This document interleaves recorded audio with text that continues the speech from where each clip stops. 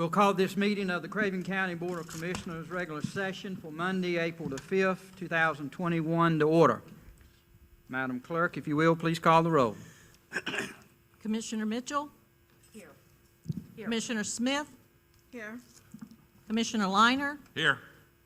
Commissioner Mark? Here. Commissioner McCabe? Here. Vice Chairman Booker? Here. Chairman Jones? Here.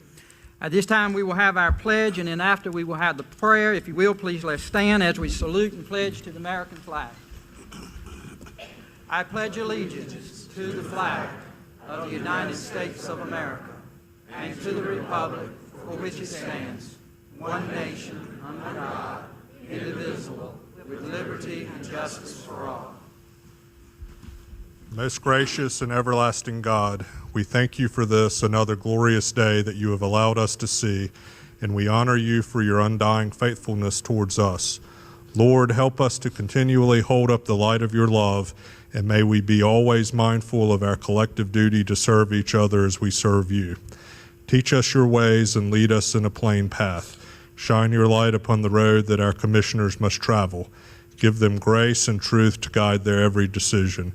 Unite them under the banner of your love and allow them to speak with one clarion voice that which you would have them say. Teach us all to lean on your everlasting arms and give us the grace to lead according to your everlasting word. Amen. Amen.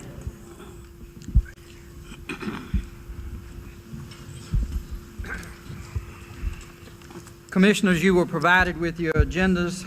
Are there any agenda items that you desire to pull or to add?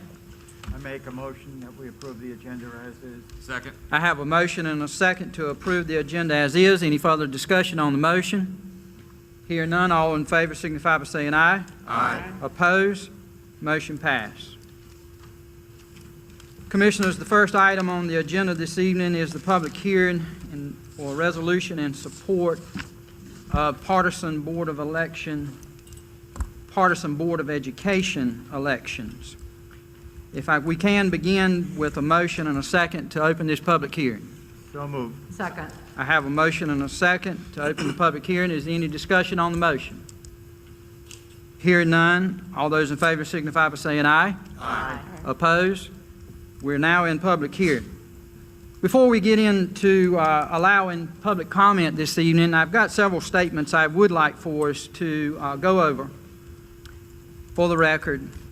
The public hearing announcement that came out from the county stated that the county would receive emails regarding the partisan/district-only school board proposed resolution for public record to be entered into the minutes for those that wanted to send emails until 12 o'clock noon today. Every commissioner has received over the past few weeks those emails. As of today, there were 80 emails received in support of the proposed resolution. There were 47 emails received opposing the proposed resolution. Commissioners, you have a list there in front of you of all those that sent in support and opposed, and they will be entered into the official record of the Board of Commissioners. Madam Clerk, if you will, at this time, read the proposed resolution that is before the Commissioners. Okay, I should have known I was going to be just a second. Thank you. Craven County Board of Commissioners resolution supporting the identification of party affiliation of each candidate for Craven County Board of Education and supporting the election of such members by district. Whereas members of the Craven County Board of Education are elected in non-partisan elections, and whereas Craven County Board of Education members are not elected purely by district, but rather run by district in primaries and countywide in general elections, and whereas identification of candidates' party affiliation will provide voters with more information about the positions and policies the candidates support, and whereas 26 school districts in North Carolina currently elect their Board of Education members in partisan races. Therefore, be it resolved that the Craven County Board of Commissioners requests the North Carolina General Assembly establish that henceforth the party affiliation of candidates for the Craven County Board of Education be identified, and that members of the Craven County Board of Education shall be elected solely by district. And further resolved that the election of members of the Craven County Board of Education occur in even years. And further resolved that this change in the election of Craven County Board of Education members shall not impact the terms of any current members of the Craven County Board of Education. Now therefore be it resolved that the Craven County Board of Commissioners respectfully request that this change begin in the next election cycle 2022. Thank you, Madam Clerk. Fellow citizens, the order in which we will conduct this public hearing this evening is as follows. We will begin with the Chair of the Craven County Board of Education, the Honorable Francis Boomer, who will be given 3 minutes to address the Commissioners. We will then have the chairs of the 2 major political parties or their designee. Each political party will be given 8 minutes to address the Board of Commissioners. And then next, we will hear from each of you who have signed up as you entered tonight for 3 minutes. County staff will be calling out your name, and they will alternate between those who support and those who oppose the proposed resolution on partisan and district-only school board elections. I want each of you to know that the Board of Commissioners scheduled this hearing this evening to give each of you that desire the opportunity to be heard. If you have signed up to speak, and when your time comes, you feel what you were going to say has already been stated, and you desire not to speak, if you will just let us know that you passed, your name will be entered into the official record as having been in favor, if you signed up in favor, or against the resolution. The board will not, though, discourage anyone from speaking. It is our intent to hear from everyone that has signed up if you so desire to speak. We respect that. Commissioners, do you have any questions before we get started into the public hearing? Hear none. We do have our timekeeper who will be county manager. You're going to be keeping our time in the back. They will be keeping time. We will begin with the Honorable Francis Boomer, Chair of the Craven County Board of Education.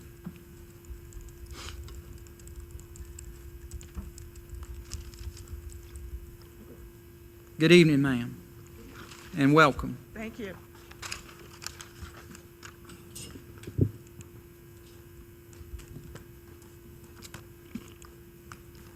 Again, good evening, everyone, and thank you, Chairman Jones, and members of the Craven County Commissioners for enabling the Craven County Board of Education these 3 minutes to speak this evening on an issue that directly affects the governance of our school system. My name, as you heard, is Francis Boomer, and I am the chairman of the Craven County Board of Education.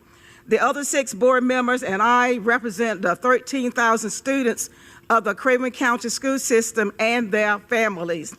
26 years ago, a bipartisan group of officials in Craven County, to include Board of Commissioners at that time, the chairman, Mr. Chuck Tyson, and then chairman of the Craven County Board of Education, Carl Alpop.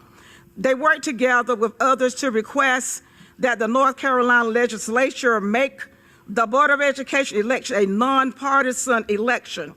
All parties at that time agreed that public education should not be about political party or races, but should focus first and foremost on the children of our communities and their education.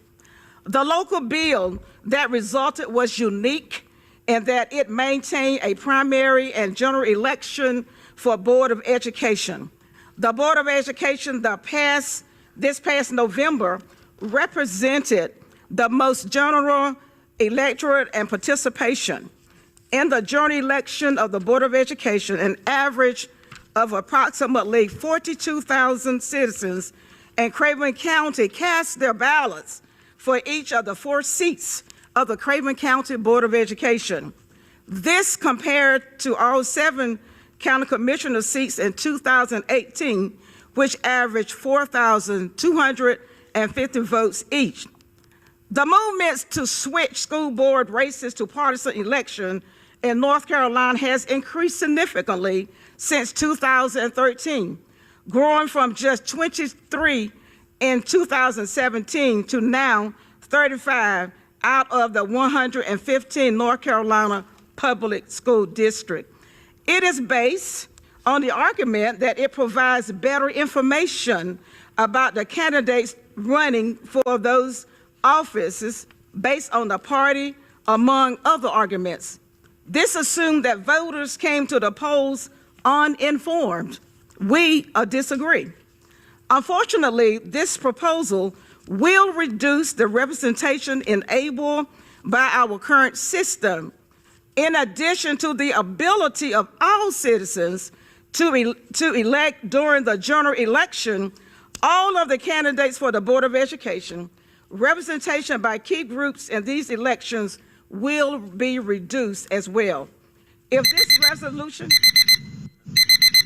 You can finish your last sentence. Okay. There. If this resolution leads to law, the 22% of our students who are military affiliated will not have the ability to be represented by parents or community members who are federally connected. Thank you. Thank you. We appreciate you being here this evening. I have to leave. I have 2 funerals, so I must be excused. Yes, ma'am. Thank you, Reverend Boomer. There was a coin toss prior to this meeting this evening, and between the 2 major political parties. The Democratic Party won the coin toss, so they will go first. They have 8 minutes to speak before the Board of Commissioners. The chairlady of the Democratic Party, Ms. Linda Moore, has asked that Ms. Nancy Allen speak on behalf of the Democratic Party. And at this time, we will ask Ms. Allen if she will come forward.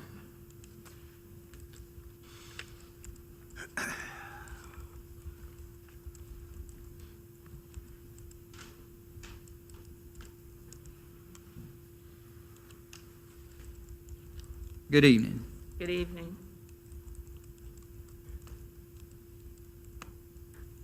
I'll pull off my mask, but at the end of this, I'll probably be based because allergies and the things in this room mess with me. Yes, ma'am.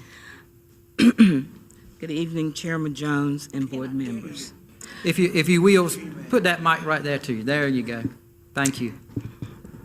Good evening. Okay, Chairman Jones and board members. My name is Nancy Allen. I live in the Jasper community, just west of New Bern. I am a retired teacher of the Craven County school system. I taught 30 years plus at Vanceboro Farm Life Elementary School. I worked 3 years prior to that as an assistant, 1 at Fort Barnwell, 2 at Jasper Elementary, all in the western part of Craven County. Before my generation, most of my family never finished high school, but they valued a good education. They realized that education is a great equalizer between the haves and have-nots. Thus, they sacrificed and pushed my generation to stay in school.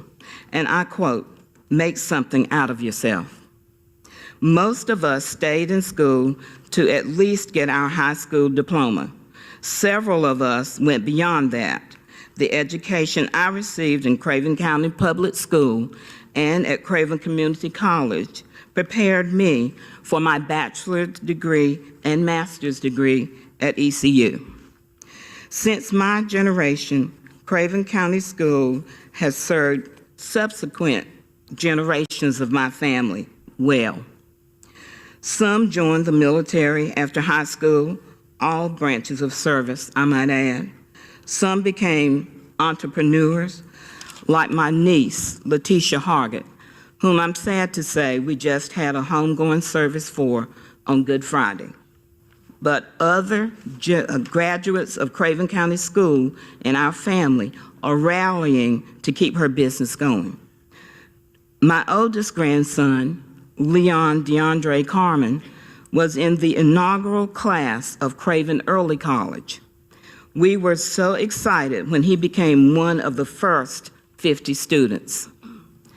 At the end of his 5-year term, he not only had his high school diploma, but also an associate's degree. His younger brother, Christopher, followed in his footsteps 2 years later to graduate in 5 years as well. Chris decided to join the military service, where his score was high enough that his job, or MOS, was one that was highly coveted. Look at Craven County Schools. Craven Early College has been a true blessing to our school system. It has enabled many students who may not otherwise have had college degrees to get a college education.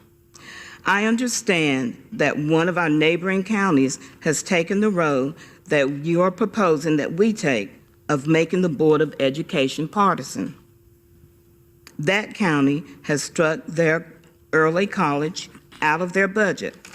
The parents of those children that went to the early college are fighting to get them to reconsider.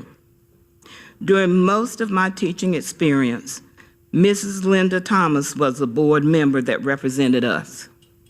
When I first met Ms. Thomas very early in my teaching career, she expressed concern for our children at Vanceboro Farm Life, as well as all children of Craven County Schools. She always wanted to know if we had concerns and how she could help. I remember one time in particular, Governor Hunt was meeting with NCAE members, board members, and others in New Bern. He wanted to know if there were things he could address. My concern was that we had very few certified subs to come to our classrooms if teachers were sick or had an emergency. After the meeting, Mrs. Thomas and I talked a little more about that situation. Not many months later, our Board of Education came up with a program that all subs that did not have a teaching degree would have to complete before they would be accepted as a sub for Craven County Schools. They worked together to get this done, and I'm sure it never came up who was a Democrat or Republican. They worked together as a team. I pray that we leave something that is not broken alone. If it's not broke, don't fix it.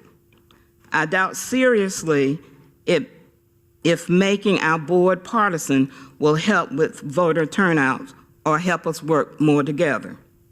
What it will do is help promote division and mistrust. We have far too much of that already. We need to continue to work together. Our nonpartisan board in its present state would be the best vehicle for that. Thank you. Thank you.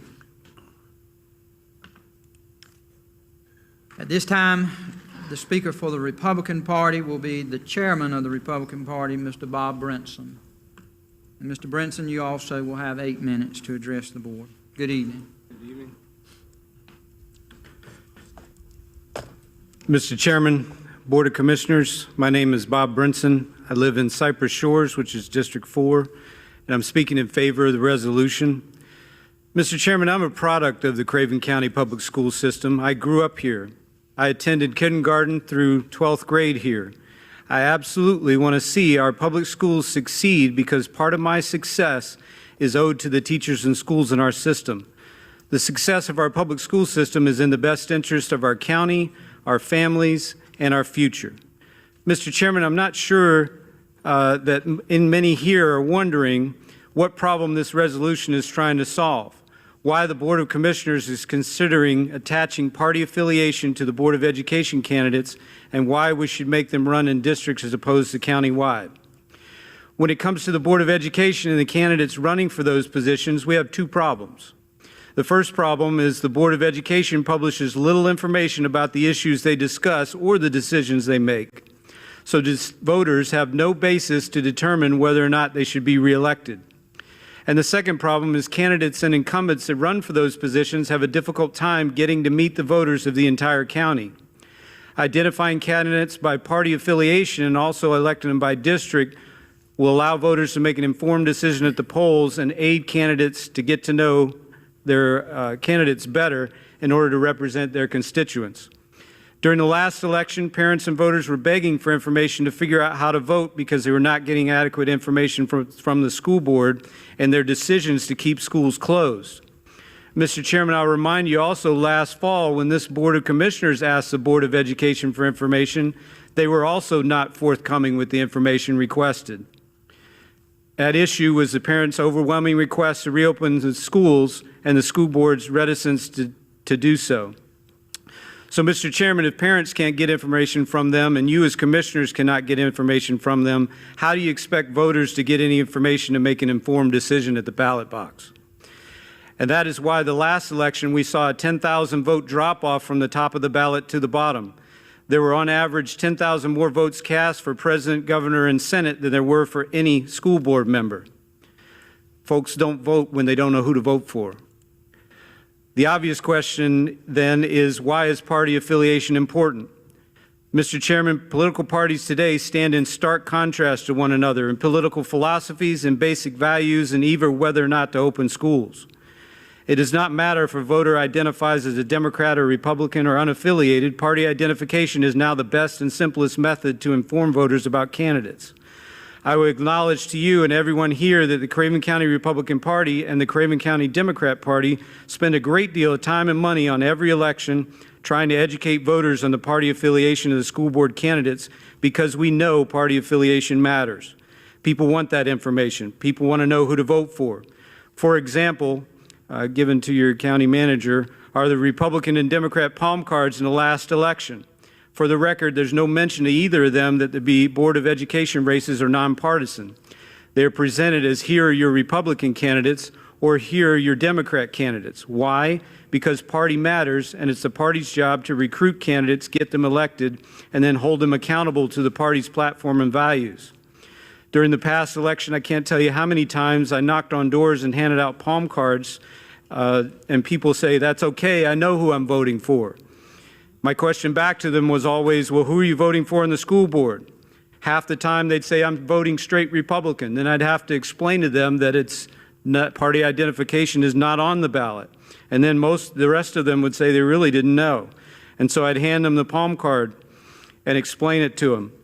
Our Democrat friends do the same, except for this past election.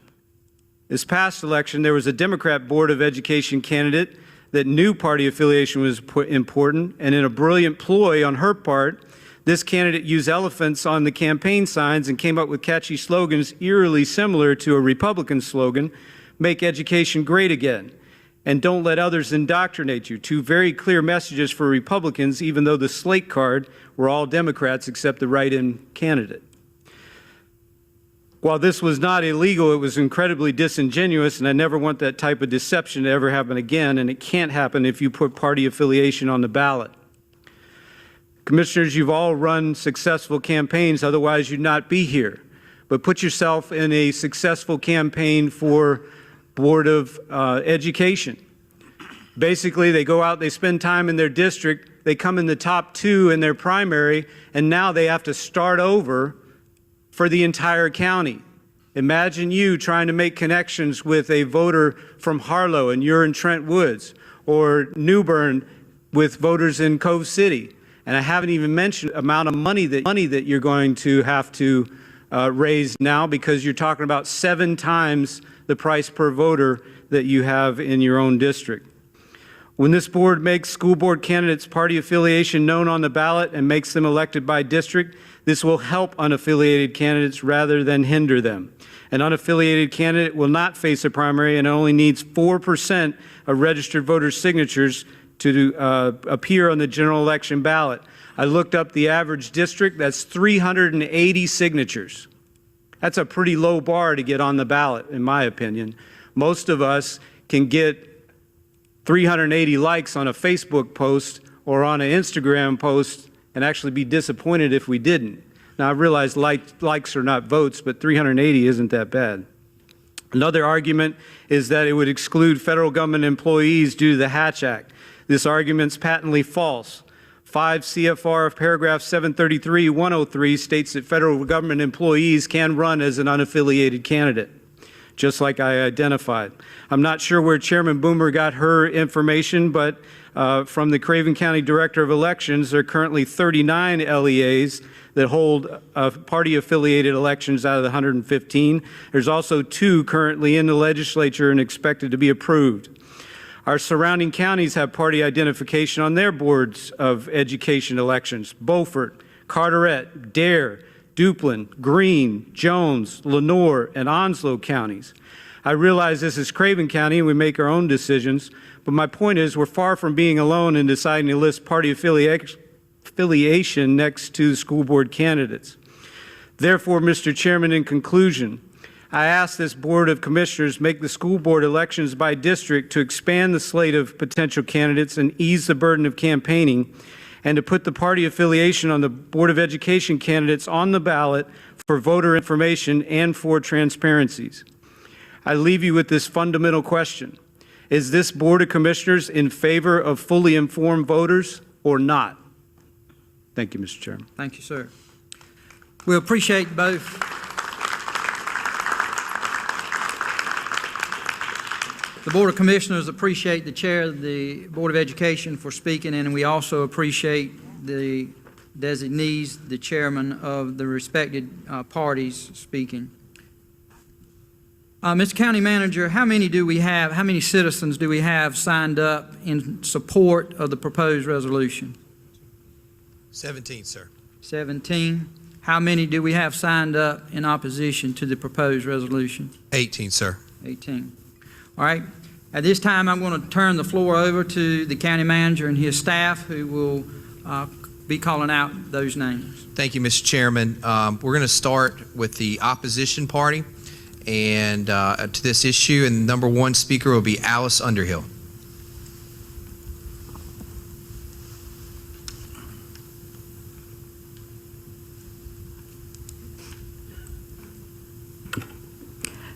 Thank you for the opportunity to express my views on the matter at hand.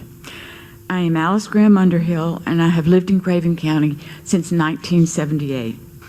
During that time, I served on the Board of Education during the merger of the Mewburn City Schools and the Craven County Schools from 1980 to 1984.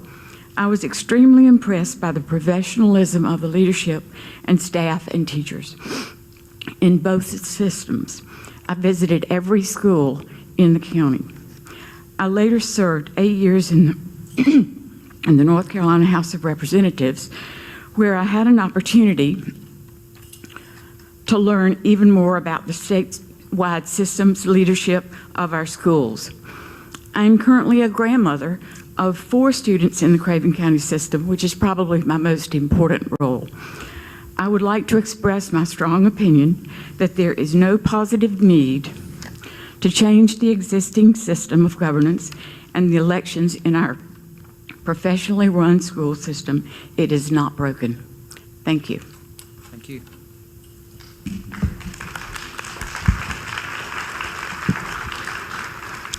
Rick Hopkins. Thank you. Chairman Jones and Commissioners, thank you for having this public forum in the spirit of transparency and having it open to the public and also being broadcast on the internet. Let me introduce myself. First of all, let me thank my Lord and Savior Jesus Christ for the opportunity to be here and to address you and for all those in attendance tonight. I am a native of Newbern, North Carolina. I've been here since 1952. I am a product of the Craven County school systems. I went out of the Craven County school systems. I spent 32 and a half years at Navair Cherry Point, where I retired as an IT specialist. I'm a father of 5. All 5 of mine are products of the Craven County school system, and we have grandchildren that have been through the Craven County school system. Unfortunately, I'm getting too old to have any in there right now. So, I'm also a chairman of Coastal Carolina Taxpayers Association, which is a nonpartisan organization. And our goal is to have transparency in politics. And that's why I'm here speaking tonight, is I think that it's very important as a matter of transparency that you vote in favor of this resolution. I mean, what have you got to hide by not having the party affiliation on the ballots? I am also, I have served as judge, chief judge, and judge at the polls through a number of elections. I have missed 2 of them in the last 8 years, and that's because I ran as a candidate for Craven County School Board. In 2016, I ran against the incumbent who had been there for in excess of 20 years. And there was also a 3rd candidate on the ballot. Now, you've heard people talking about, as Bob mentioned, the party handouts, the voter guides that the party hand out. They are very important. They're very influential. Many people, as I think it was Ms. Boomer said, she didn't think that the electorate was uninformed. Well, I beg to disagree. That many of them are uninformed, especially at the bottom of the ballot where the school board race is. In that election in 2016, unfortunately, I lost, but the opposing party passed out their voter guides, as they do during every election at the polls. And on that ballot was a man that was listed as an African-American Democrat, and he was neither. He got how many votes because of that? I don't know. But anyway, to make it short and simple, it needs to be transparent, and it's the only race on the ballot that is not identified as partisan. Thank you.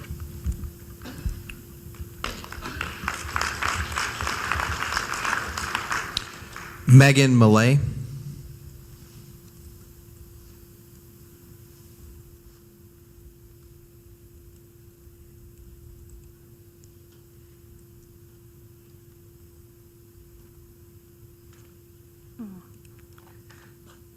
Hello. I'm so proud to be here among so many products of the New Bern School District that were graduated under a nonpartisan board. Please do not introduce politics into the Craven County Board of Education.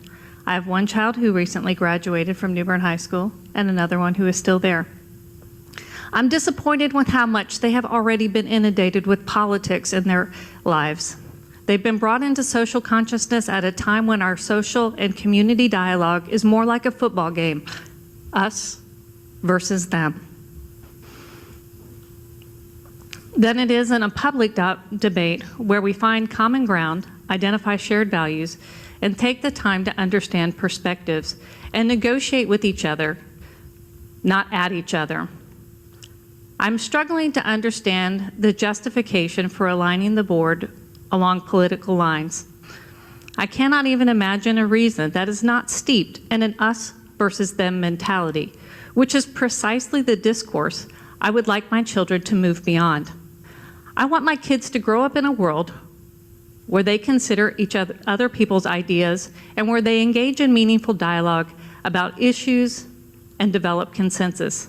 I have, on several occasions, attempted to convince my kids that public policy hasn't always been about party lines. You can agree with them, you can agree with people on one issue and then another party on another issue. I want them to know that their freedom of thought includes nuanced understanding and personal reflection, making room for different perspectives that reflect individuals' beliefs, values, and life experiences, improve the inclusivity of our public dialogue, and creates better policy. Given the current climate, it's easier for my kids to imagine telephones tethered to kitchen walls than it is for them to imagine public discourse untethered from political agendas. I do not want this for their futures. I do not want that for our futures.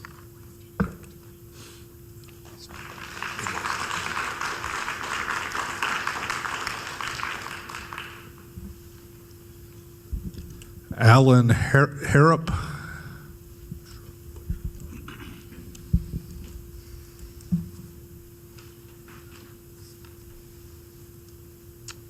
Greetings, Chairman Jones and the Commissioners. I appreciate the opportunity to be here.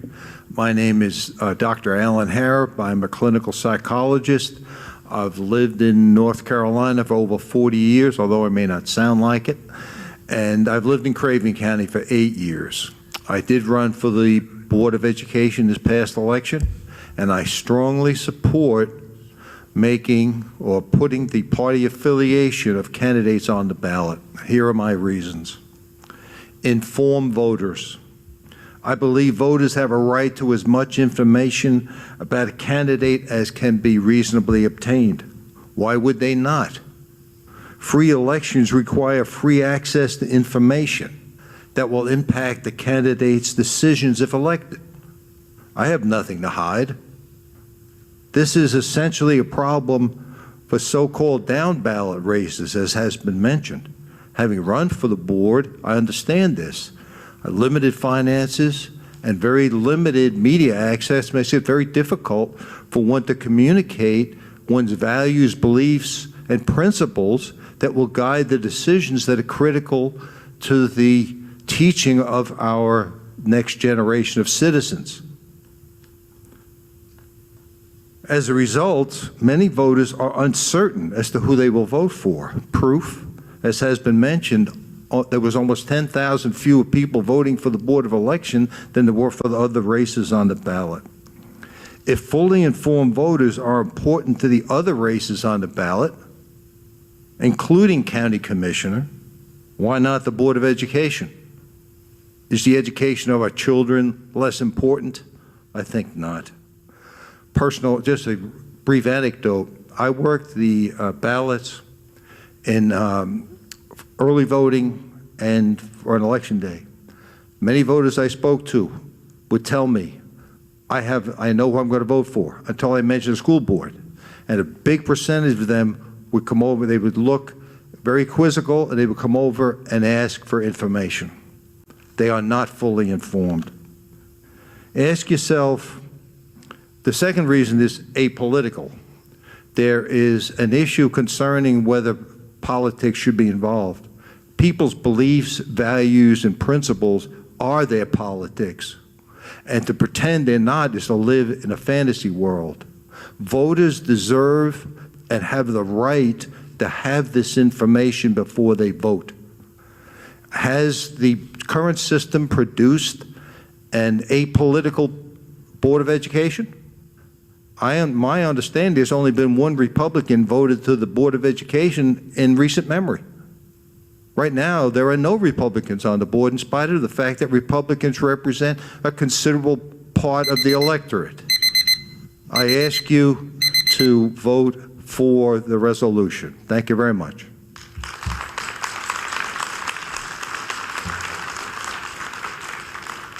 Joanna Wishon.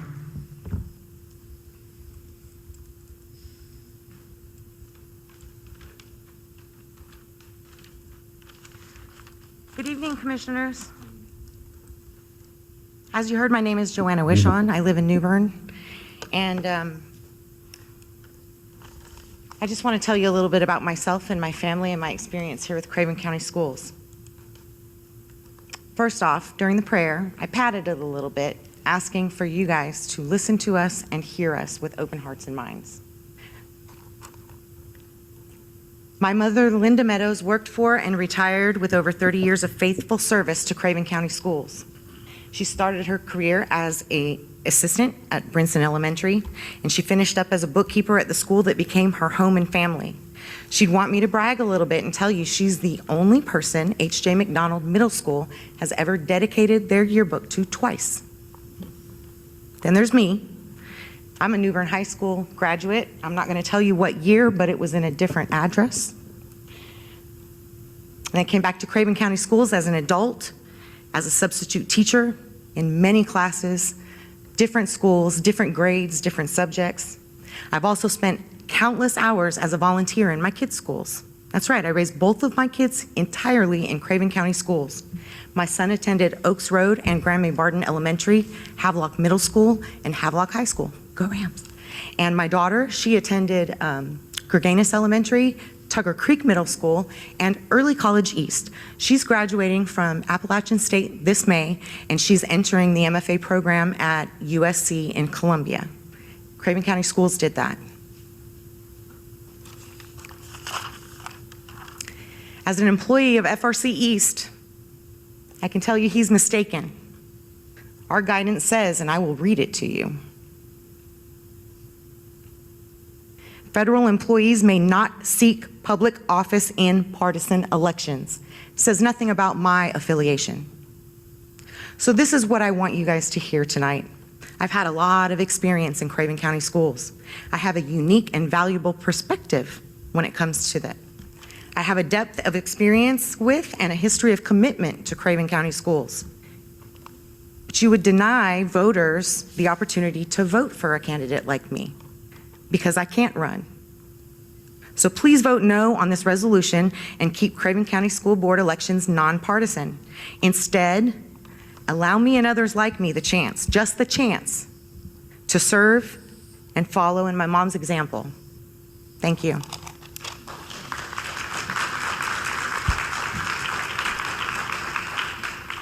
Hal James.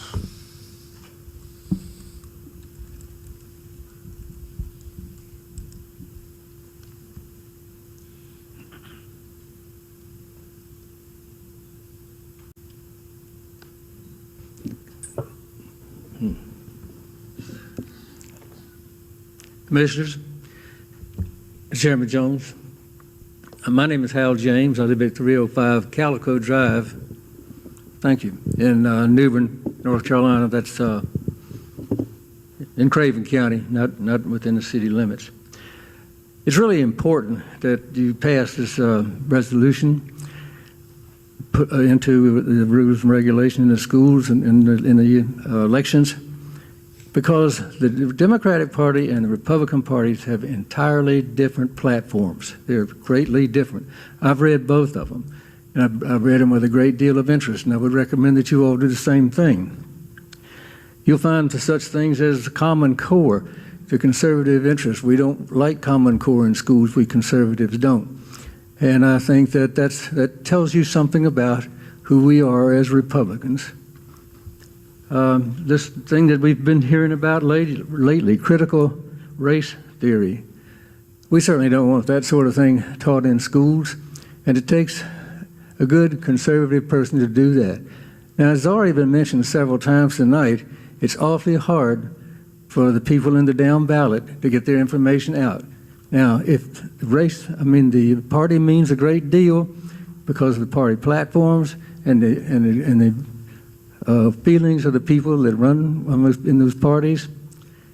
And therefore, if you haven't indicated what party they're with, then that gives an indication. I'll give you an example. The first 27 races from the chairman on down, the first 27 were all won by Republicans whose party was identified there. The next 7 elections were all won by Democrats. That includes the school board. And I think that in itself will tell you that the school board is not nonpartisan. It is very partisan.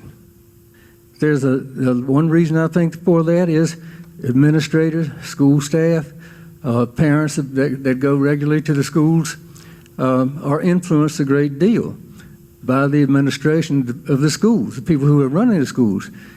But they don't seem to care an awful lot about the input of we citizens who are not part of that system. People like Rick Hopkins that we just spoke of, and Alan Harrop who just spoke. So these people are not getting a fair representation of who they are without the party affiliation being shown on the ballot. I urge you very strongly, please, put the party affiliation on the ballots.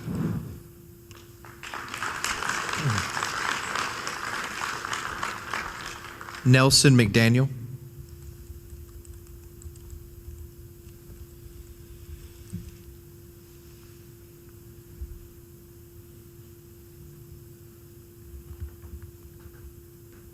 Good evening, and thank you for this public hearing. I heard a woman mention her school affiliation. I actually attended school in the building which is now known as the Newbern Academy Museum, and so that's when you know you're old. And I was not in the class of 1764, though not too far after that.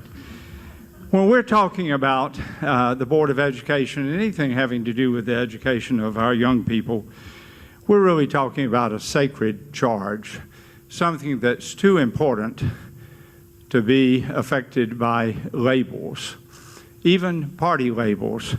And with all due respect to all of you on the commission, and I do have great respect for you, I think that education is too important and too sacred to be held in the hands of politicians.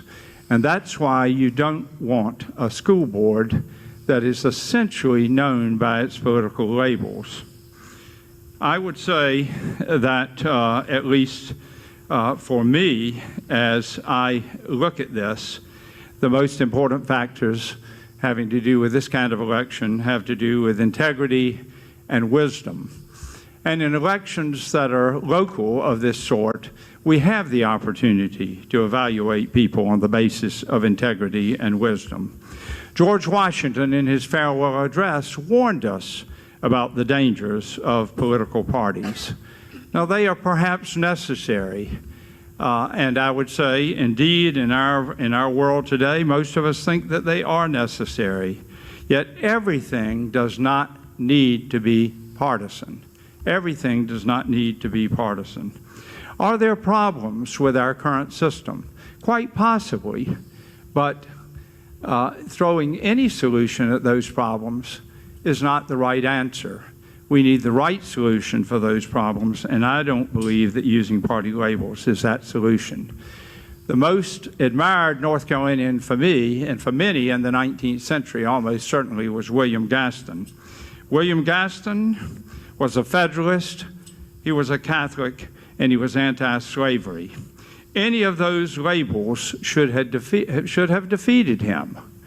And yet, William Gaston, our native son, won election after election after election in spite of those labels, because people trusted him, they trusted his wisdom, they trusted his integrity. Please, let's make that the priority in selection of people to the Board of Elections.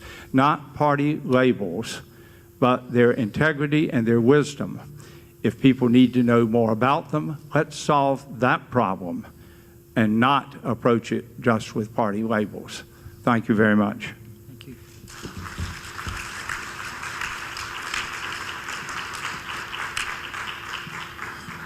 Will Farmer.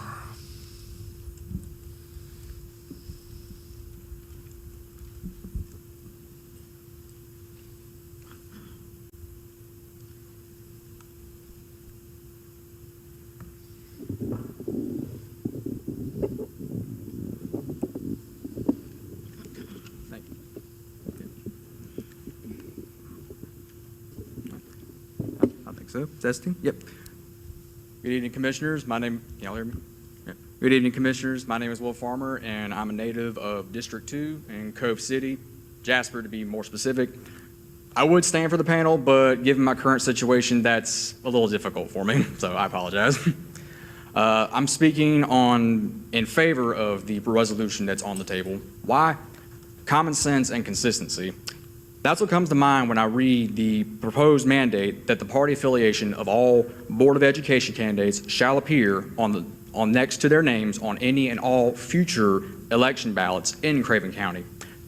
When one considers the fact that every other major office on a ballot in the Craven County requires the listings of candidates' party affiliation, it's fair to wonder why the current Board of Education is so adamantly opposed to such a measure. Could it possibly be that it's the only board of authority on a Craven County ballot that's comprised almost unanimously of Democrats? Did a little research on voter history, and as it turns out, 6 of the current 7 board members have voted Democrat in this county since at least 2014. The panel can draw whatever conclusion they want to from that observation. The education board's stand against this proposed mandate could be interpreted as an acknowledgement of their inability to win re-election bids without keeping their party of affiliation secret from Craven County voters. Why is that? Are they perhaps afraid of the Board of Education becoming more balanced from an ideological perspective? The greatest fear of most people in positions of power are, without question, the loss of that aforementioned authority.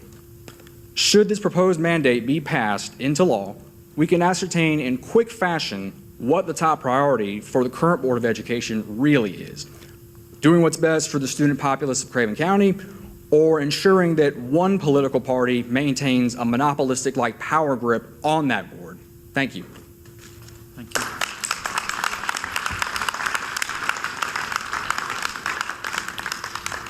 Susan Jackson Cook.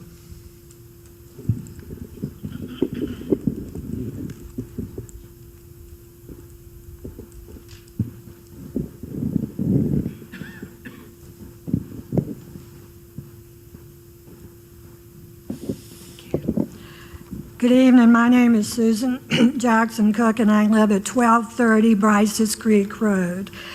Like Nelson, I graduated from schools in New Bern. I graduated from New Bern High School in 1962. I moved away, I came back, and I volunteered in the schools. I volunteered at Oaks Road Academy for the last 3 years, and then the previous year I contributed as I could to bolster our teachers, our administration. I saw the passion and concern of the people in the school that they had for their kids, doing the best for them. I saw their support by the school administration and the attention they paid to the well-being of their students while they were at home. We know that last year has been a tough year for schools, school children, parents, and our community. But do you really believe in your heart that our school board was not seeking to make the very best decisions they could to keep our children, our families, and our community safe? Search yourself and think of that. I beg you not to make a knee-jerk change in our successful system due to one tough year. And also, although 26 school districts in North Carolina may elect their school boards in a partisan race, 89 school districts do not elect their school board members in a partisan race. Bringing partisan affiliations to bear is only going to further divide our community, when at this time of all times we need to come together to do the very best that we can for the children of today and the children of tomorrow. And you've spoken, many people have spoken about how most of our school board members now happen to be Democrats. They were elected on a nonpartisan basis, and apparently the voters were quite satisfied with them as they elected them. So I just beg you to consider this. Do you really want to politicalize our school board elections and the future of our children? We have differing views, there's no doubt. We need to come together. Thank you.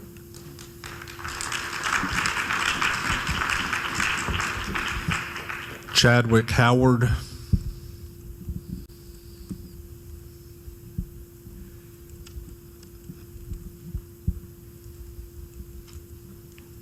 Hi, I'd like to also thank, I'd also like to thank the county commissioners for giving us this opportunity to speak our opinions. My name is Chadwick Howard of Carolina Pines. I'm represented by Mr. Liner. And in fact, I think it's a little ironic we're speaking to commissioners who do have the R and D beside their name, but I can walk around my neighborhood and I can find R's and D's that support my commissioner. Not because he is partisan, but I think he looks at the issues and he represents our district in an equal and fair way. I imagine if I were to go to many of your districts, I could possibly find Republicans and Democrats that support each one of you. I don't think by having that R or D by your name that you're automatically partisan. I don't think you're automatically unable to represent Craven County or, look at issues with the Board of Education. You guys, a big part of this county is education, and you guys have to make a lot of decisions that impact kids in this county. But I think you guys, looking at the history, have done a good job of that. So I think this Board of Commissioners is a prime example of a quote-unquote partisan board that represents Craven County in a good manner. So I think, that's possible with our Board of Education. So I'm standing here to support this resolution and to support those who are supporting it. And thank you.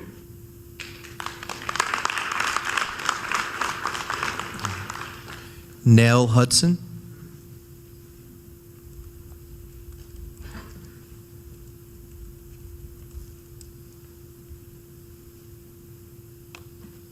Good evening. I'm Nell Hudson. I live in Trentwoods, and thank you for the opportunity to share some of my thoughts.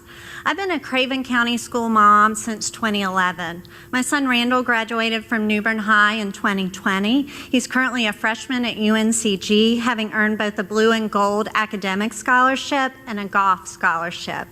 My son's a golfer in part because of the Craven County Schools First Tee program, started at Bangor Elementary by his PE teacher, Mr. Calvin Campbell. My daughter Baker is a 7th grader at H.J. McDonald. She's a Craven Live student, and her teachers have made it a positive experience for her academically. My daughter is now a more independent learner. She's figured out that a purple screen over her book or iPad helps her to read faster, and she's developed better time management skills. But I know our family circumstances and the experiences differ from others. Other families have struggled, and my heart goes out to them.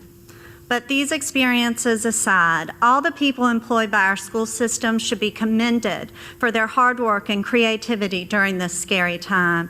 Using the school buses to deliver meals to our kids was a great idea.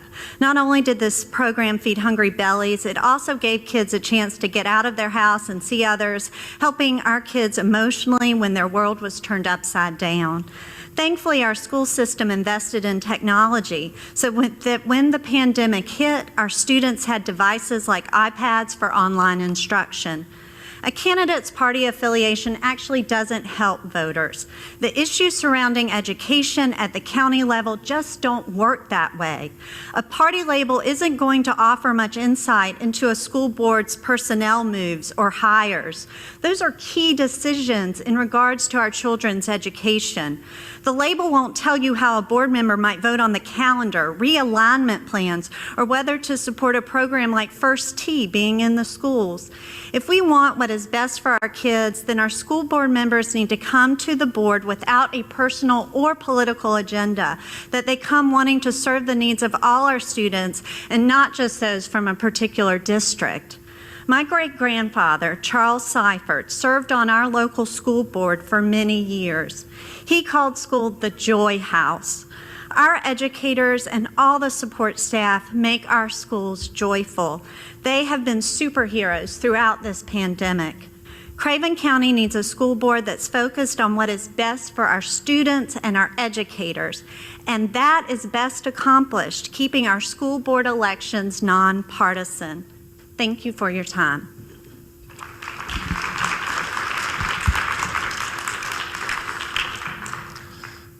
Glenn Fink.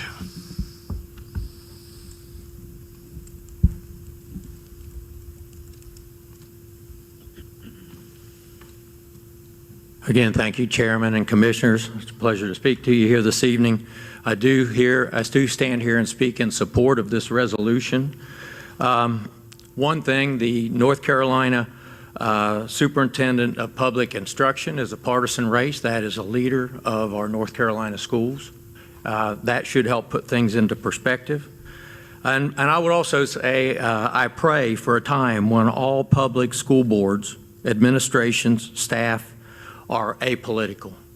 But that's just not the case. It is not the case right now and never will be, I don't believe. A person operates on principles. Their values must align with the things they associate with and they support. This is a fundamental truism. We all make decisions, take actions each day based on our personal values. I have a document by Family Research Council, which is a nonpartisan, long-standing, credible, faith-based organization. This document provides a comparison between the two primary parties' platforms on issues that are extremely important to citizens in our society, which obviously makes it important to our schools. And that's document, I've left it at the table here. Just a few of the issues on that is sanctity of human life, redefining marriage, religious liberty versus LGBT agenda, conscious rights of health care, which goes to parental knowledge and understanding about what may be going on in schools, possibly around some of the gender issues, health care, God in government, education, sex education, transgender bathrooms. These, if you look at the platforms, these things have a stark difference between those two party platforms. I was going to talk a little bit about indoctrination. I would just say if people don't believe there's indoctrination in our schools that is biased one direction or another politically, I just ask you to ask access to the curriculum, study it yourself, and you draw your own conclusion. It is definitely biased, and I'm a Christian conservative, and it isn't biased in my direction. I will tell you that. And I'm going to get off script here a little bit. You know, after the event at on Capitol Hill, which was a terrible event, nobody in this room probably thinks that that was something that should happen. I condemn it, and I think most people do. But our school superintendent and also our school board chairperson shared a video that I think was very political. And there's a lot of people seen it. Everybody can draw their own conclusion. But I believe that showed that there is definitely politics, because other events for the previous 8-12 months were not discussed in that same format. Thank you.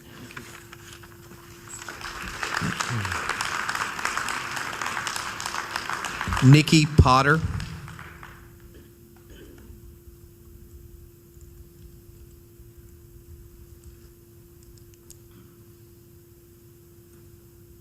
Good evening. My name is Nikki Potter, and tonight I am speaking on behalf of Creating and Sustaining Equity, known also as CASE, a forthcoming nonprofit organization concerned with building and supporting a more equitable community.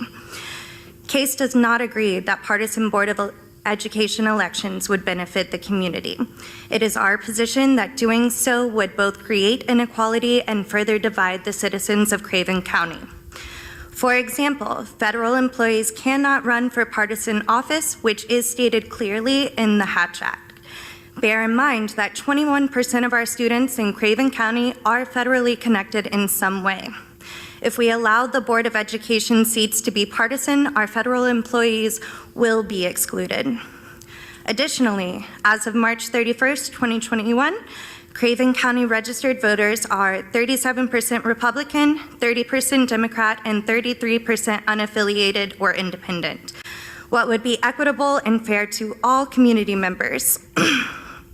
What would be equitable and fair is if all community members were able to participate in Board of Education elections with the same access to typical resources needed to run in an election. Instead, partisan elections allow for access to party money for campaigning that unaffiliated and independent community members do not have equal access to. Worse still, unaffiliated and independent community members would be required to obtain signatures from 4% of registered voters to run in a partisan election. These standards are not required in nonpartisan elections, removing the barriers that would impede aspiring board members and making nonpartisan elections the more equitable choice. The mission of Craven County Schools states that Craven County Schools will educate all learners to personal, professional, and civic success through challenging and personalized instruction.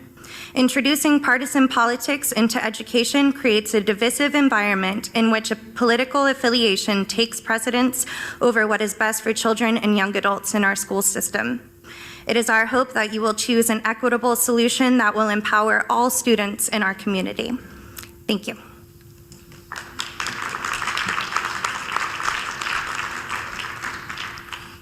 Rainer James.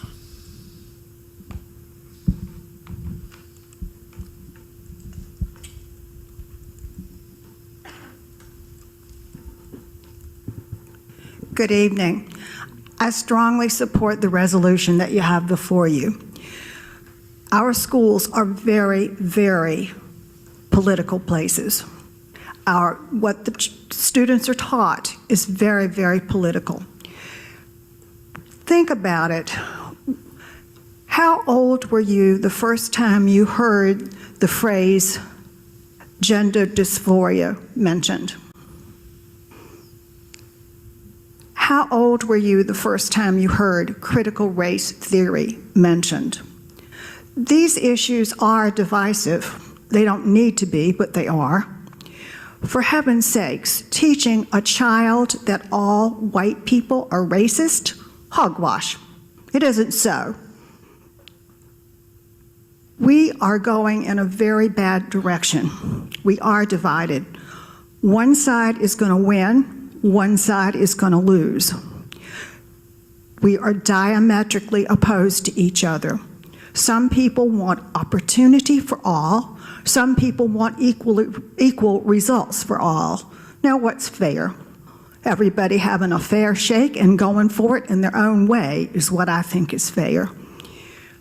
The two parties, as we've heard time and again, have very different platforms.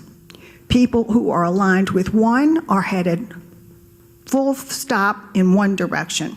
People who are aligned with the other are headed full stop in the opposite direction.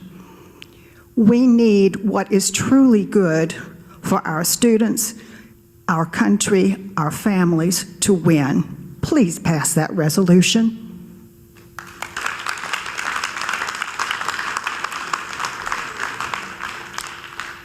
Bailey Evans.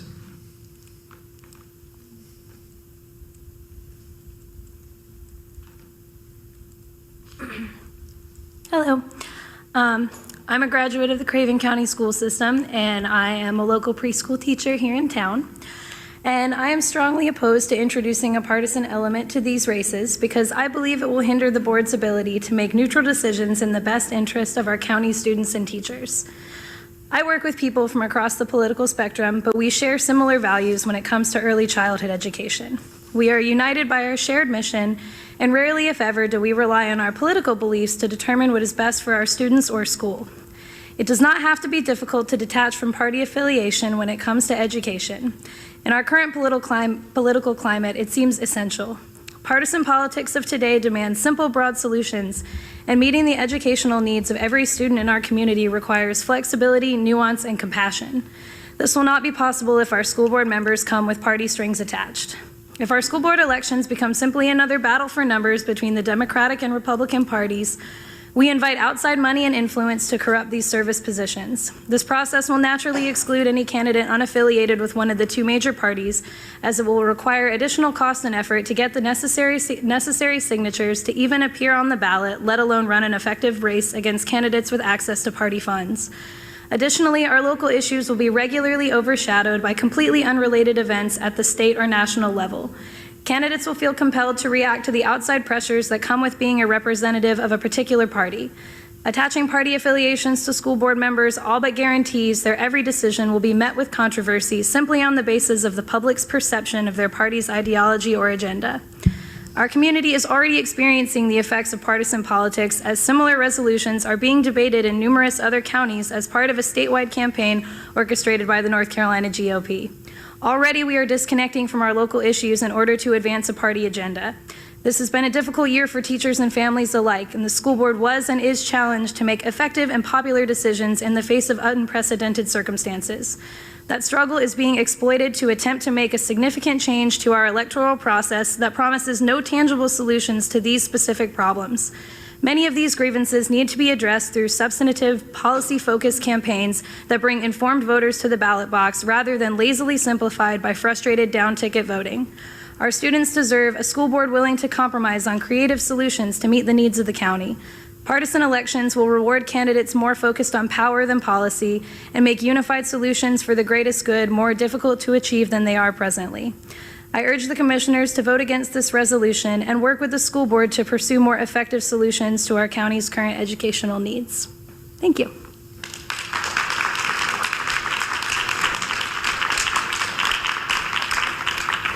Ralph Rhodes.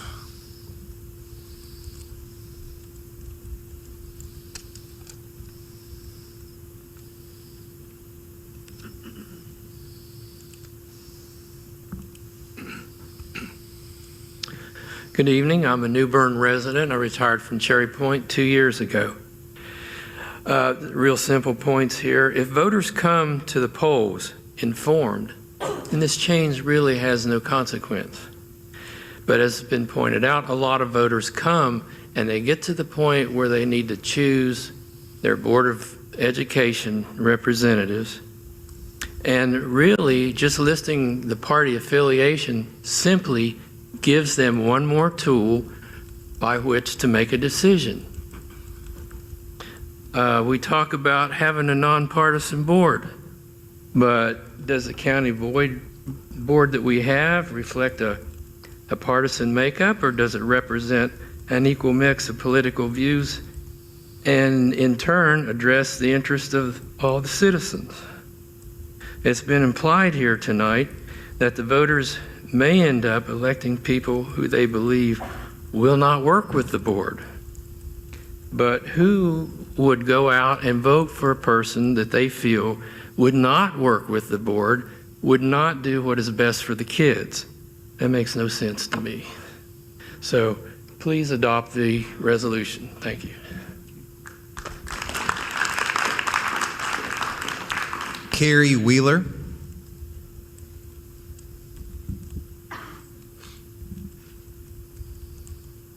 Hello. Thank you for this opportunity. I have been an educator for over 30 years, 25 of them being in the New Bern area. I'm a lifelong advocate for education, and I'm a conservative voter. I'm here tonight to express my concern about the upcoming resolution. I don't believe partisan school board elections will improve our school system. Rather, I expect it to further divide our community. Families, teachers, and administrators are already facing unprecedented struggles. Adding pressure from partisan influences will surely take us further from solutions in the best interest of education. Introducing partisan politics into our school board elections seems like an easy opportunity for money and influence to corrupt a process that should be in service of families and teachers, not political agendas. Board members won't just be board members. They'll be Republican board members or Democratic board members with obligations to the bodies that help them get elected rather than to the individuals that cast their votes. I worry that they will feel compelled to toe the party line in a way that they previously have not. Additionally, aligning board members with specific parties will impact the public's perception of their choices. Issues will become obscured by identity politics. As to the matter of increasing voter participation in school board elections, there are numerous solutions that don't involve encouraging blind party loyalty over informed choice. An educated vote based on research into candidates' specific policies is worth far more than a down ticket vote in service of an ideology far beyond our local issues. For decades, our school board has been expected to rise above their personal political beliefs to make decisions on behalf of the students and families they serve. I see no reason to change that standard. This significant change to our election process is not a measured response to particular frustrations with current members of the school board. Those concerns are better addressed in the voting booth by voters who've taken the time to learn about the people on the ballot. I urge the commissioners to vote against this resolution and keep our school board focused on community issues, not political theater. Thank you for your service.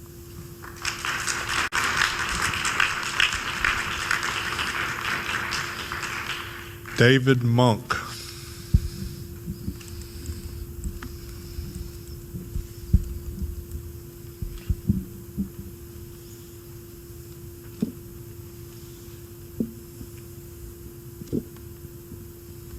Good evening, fellow citizens. I'm glad to see that there's so many people here from both sides. It also shows the partisan makeup of our crowd and what side people are on. I'm for a partisan election. I've never been in politics before, but our country is currently under one-party rule with no negotiation with the other side at all, much like communist China. I can't change that, but I'm actively working to change the local governance in New Bern. I moved to New Bern from what was called Yankee Land. I've never been able to find out anything about the local school board. I want that to change. Right now, the school board is highly partisan and reflective of one-party governance.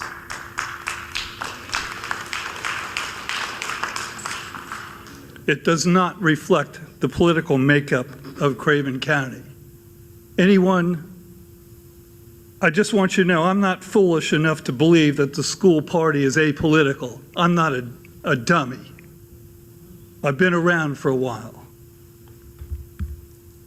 The 20 or so people that I've talked to in Trent Woods and in 2 unnamed organizations I belong to were really riled up when I explained to them what the makeup of the school board is. I don't need to say anything else. You know where I stand, and you know where a lot of voters do too.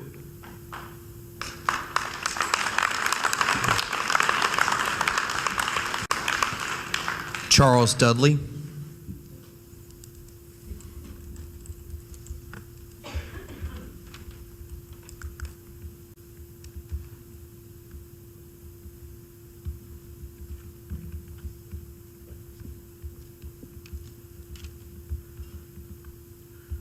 Chairman, Commissioners. My name is Charles Dudley. I live in Havelock in the Harlow District. Commissioner McCabe is my commissioner. I happen to be the senior pastor at New Beginnings Ministry of Faith in Havelock, and I am a proud United States Marine Corps retiree. Our country is in the midst of dealing with actions of many leaders who promote divisiveness and division. And I believe that making Craven County Board of Education partisan would only foster more of the divisiveness our country faces today. This divisiveness had not led to an effective, cohesive country. It hasn't led to an effective, cohesive county or community. And it would not lead to an effective, cohesive Board of Education. I want to talk about the impact of this decision on the community in which I live and serve. That being the largely military community of Havelock, North Carolina, and the Marine Corps Air Station Cherry Point, which happens to be one of the largest employers in the county, just in case you didn't know.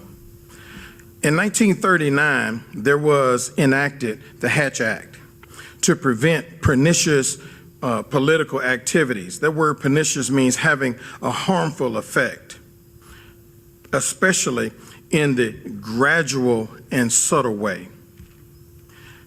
It prevents the federal and civil service employees from engaging in partisan political activities, and should it become partisan, military and federal employed personnel who are residents might be adversely affected, and it could eliminate their ability to get involved in the education process. Keep in mind, it's the education of their own children. What happens if a federal employee violates the Hatch Act? It's a good question. Well, there are a range of disciplinary actions that can take place. Number one, they could be removed from federal service. Number two, they could be reduced in rank or grade. They could suffer disbarment from federal service for up to 5 years. Suspension and reprimand is on the table, and civil penalties of up to $1,000. Do you know what's so backwards about that? What's so backwards is the fact that when we look at our military families and our communities and we look them in the eye and we walk up to them and we'll say to them, I believe, with the utmost sincerity, we'll say thank you for your service. But are we really saying we appreciate what you have done and what you do abroad? But when it comes to Craven County, we expect you to be seen and not heard. When I was growing up, we called that two-faced. Keep Craven County Board of Education nonpartisan. Thank you.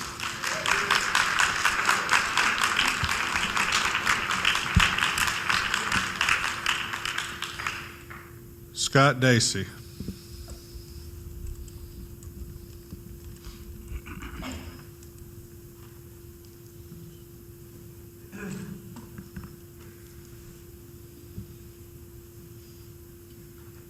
Good evening. It's good to be with you all tonight. I wanted to just comment on one of the items in this resolution that hasn't been talked about very much tonight. Single districts. Whether or not we're going to be continuing to elect members of the school board on a countywide basis at the general election, or we're going to make the change to have it be done on a district-by-district basis. I will tell you that my wife and I, in this last election process, knocked on over 7,500 doors. Now, I'll admit it was all for Republicans. I'm not going to make any sort of claim otherwise. But what I can tell you also is that in door after door after door, we were asked about the candidates who were running for school board. And we'd have to talk with them about candidates who were living in Trent Woods or elsewhere throughout the community, places where there wasn't any connection. Commissioner Leiner, when I was in your district, talking with folks down there on the military bases about folks that lived in other areas altogether, where there is no real connection. And I am hopeful that this board will see through to the fact that we've got to do something about this. We had a drop-off of over 9,000 votes from the presidential race down to the county or down to the Board of Elections races, where you have undercounts. We've got to do something to make it so that we've got more of a connection between the people who are electing individuals and those who are serving. And I think the best way to do that is to find a way that we can have these members who elect the school board do so based upon getting elected from a single district that is closer to their home, where there's a greater sense of connection, and where, frankly, they're going to be able to afford to run. Most of these candidates are able to do so by virtue of support that they've gotten from political parties, whether we're going to acknowledge that or not. It is absolutely the case that political parties are already supporting candidates that are running for office in these school board elections. Or we're going to just make the determination that somebody can actually step up and run themselves. And I would argue that it's imperative that they have the capacity to do so, but not if they're going to be expected to run on a countywide basis in the general election. Thank you very much. Thank you for your willingness to continue to serve our fine people here in Craven County, and thank you for holding this hearing. Good night.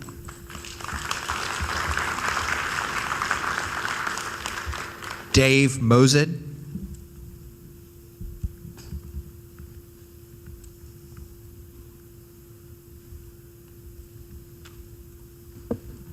Good evening.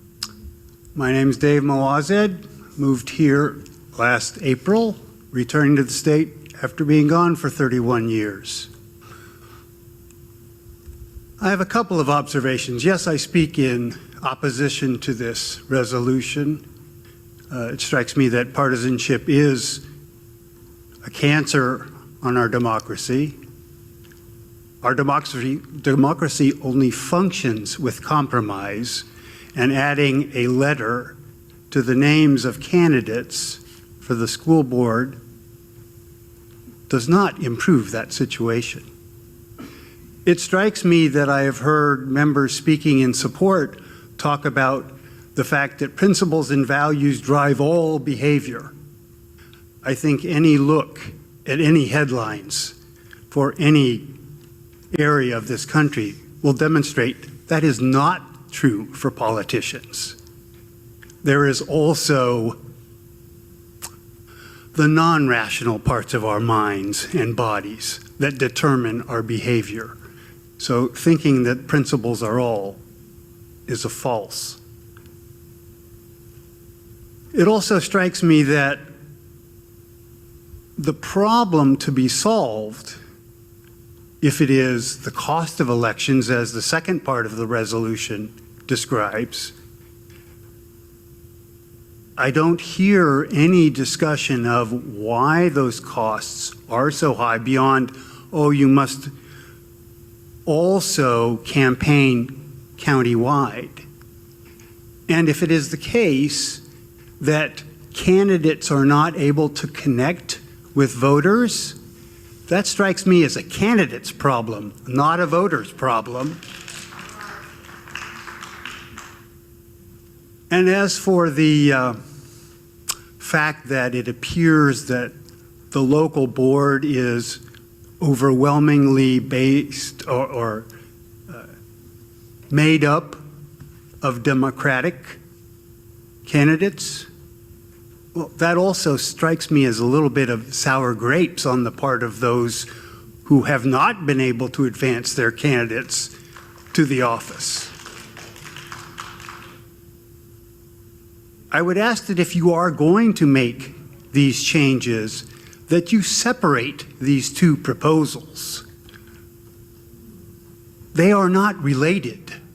The cost of running and the basis for whether you appear on the ballot with your party affiliation have nothing to do with each other. And my last point would be, if it is indeed the case that 33% of the voters of this county are unaffiliated, well, you've left a third out. Thank you.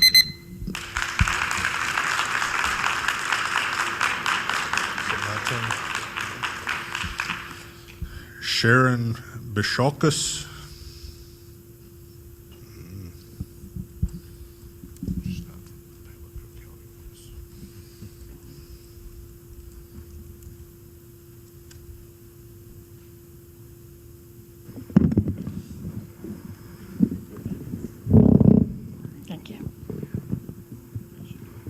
Let me warn you, I have a reputation for being long-winded, but I'm going to try to make it as short as possible this evening and bring up 4 key issues. The first issue is that transparency.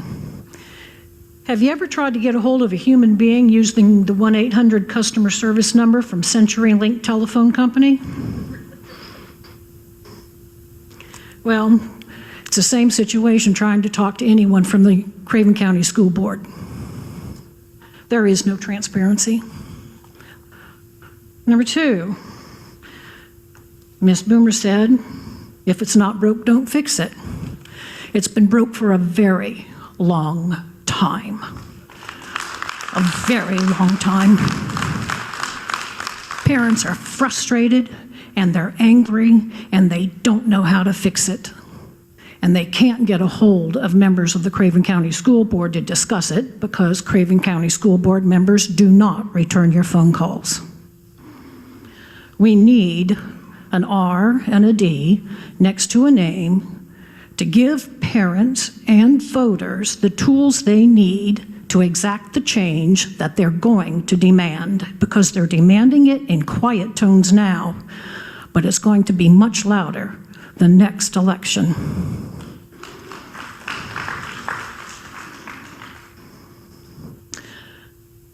Number 3, let me add to number 2 a little bit. I have personal knowledge of the Hatch Act, the Hatch Amendment, or what people are referring to as the Hatch Act. Between the years of 1986 and 1990, I personally experienced numerous infractions of the Hatch Act done by school teachers, principals, and vice principals of Craven County Public Schools, and I was instructed to get a lawyer and sue. If parents are so happy with Craven County school system, why are there so many lawsuits against them continually, decade after decade after decade? Number 4, partisan politics. How about instead of a partisan board, we just have an equally balanced school board? So please, I'm begging of you, for God's sakes, please pass this resolution, and please give us district school board representatives. give us a chance to be able to connect to a representative when we do have questions and issues about Craven County schools. Thank you.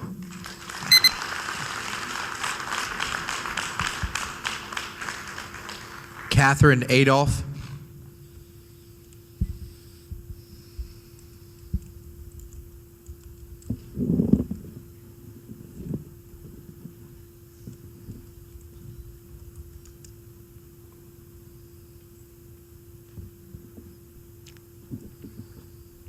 Is this right? Chairman Jones, Commissioners, good evening. I'll put on my glasses. My name is Dr. Catherine Adolph. I'm a retired school principal with a great deal of research background focused on assessing student learning. I've lived in New Bern for the past 20 years. I come before you to voice my great concern about the proposal to change the Craven Board of Education elections from nonpartisan to partisan. It is very distressing to me that while still in the middle of a worldwide pandemic, with a country divided by political parties more than I have ever seen or could have imagined in my 70 years of life, that we are here at this moment to create more partisanship. For several months this fall, I tutored a 5th grader with his homework each day from 3 to 5. During that time, I had the opportunity to communicate with the student's school, teacher, and see the rigorous learning expected of 5th graders in our county. I was amazed at the ability of the school's staff to so quickly put into effect systems to do both in-school and virtual schooling outside of the schoolhouse. Honestly, I don't know how they continue to do it day after day. And I wish I were here to talk about effective school processes and ways to improve Craven County, its public school system, its public health system, its public mental health systems, not private, and all things related to the public welfare. But we're not here to talk about ways to improve public schools. We're here to talk about partisan politics under the guise of it'll make voting easier for the voters. Moving the Craven County Board of Elections, Board of Education elections to partisan elections is not needed. It seems to me that the discussion creates a false problem to be solved when no problem exists. We, the electorate, are not stupid. We don't need a D or an R to know who we are voting for. Shame on us if we don't know that much as we go to vote. There is no need to waste more personal time or money or tax dollars on partisan elections. Moving from nonpartisan school board elections to partisan elections is simply a partisan power move, which the Republican Party has desired for the past decade and put on a call to action, a to-do list for the Republican Party in North Carolina. That is not new news or surprise. It's everywhere if you read. The resolution before you tonight is about getting more Republicans elected in a red county, pure and simple. This has nothing to do with sound educational policies. I look forward to the day that we can sit down and talk about effective school processes. Thank you for your time.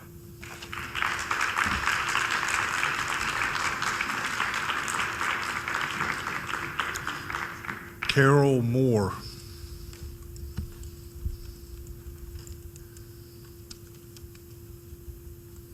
So sorry for the long evening, and thank you very much. In a country where half of us don't feel we've been heard, I am deeply grateful to be standing here today.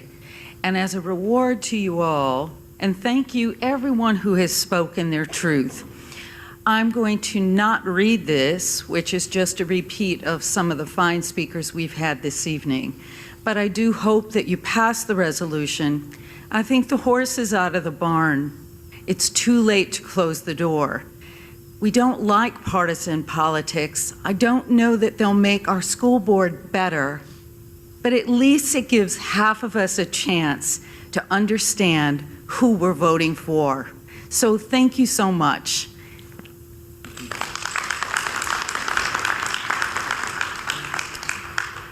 Pamela Woods.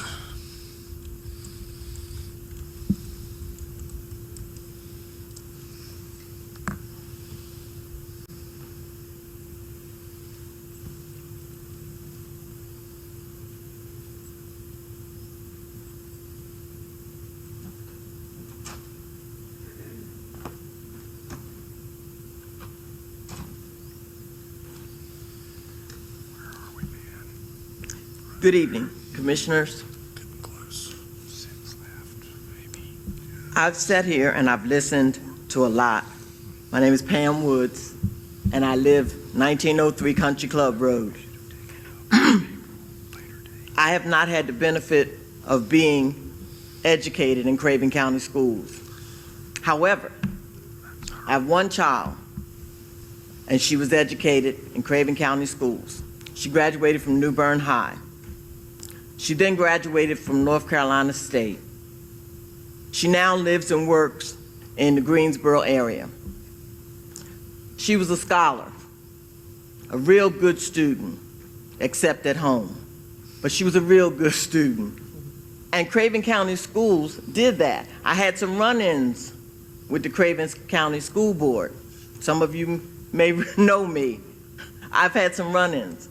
But all in all, I haven't heard about all these problems in the Craven County Board of Education. And believe me, I've asked. But this resolution upsets me for a couple reasons. Number one, I've sat here and I've heard a lot of people talk about better informed voters.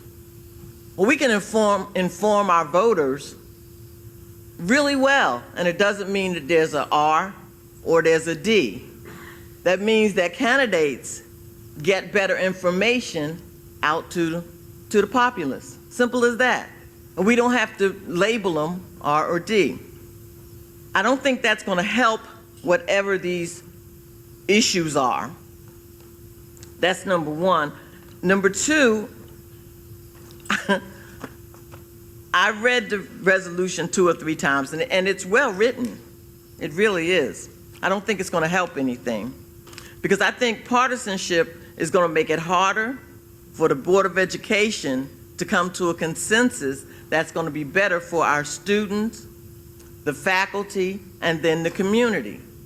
Because then you're always, I don't care who you are, what level of politics you're in, if you have a party line to toe, then you have to consider that party line. You have to consider that you came here in this office as a Democrat, Republican, Libertarian, or Constitutionalist. You have to consider that. But if you came to this office by your name and what you put out to the community, then you can work from your name and what you put out to the community. So I don't think it's going to help. I think it's going to make things worse. I really do. Because then we're going to have something to run toward, our party. Now, the Board of Education, whether we're happy about it or not, they run to the community. And they do answer your phone calls. I've had them answer every time I've called. Thank you for your time.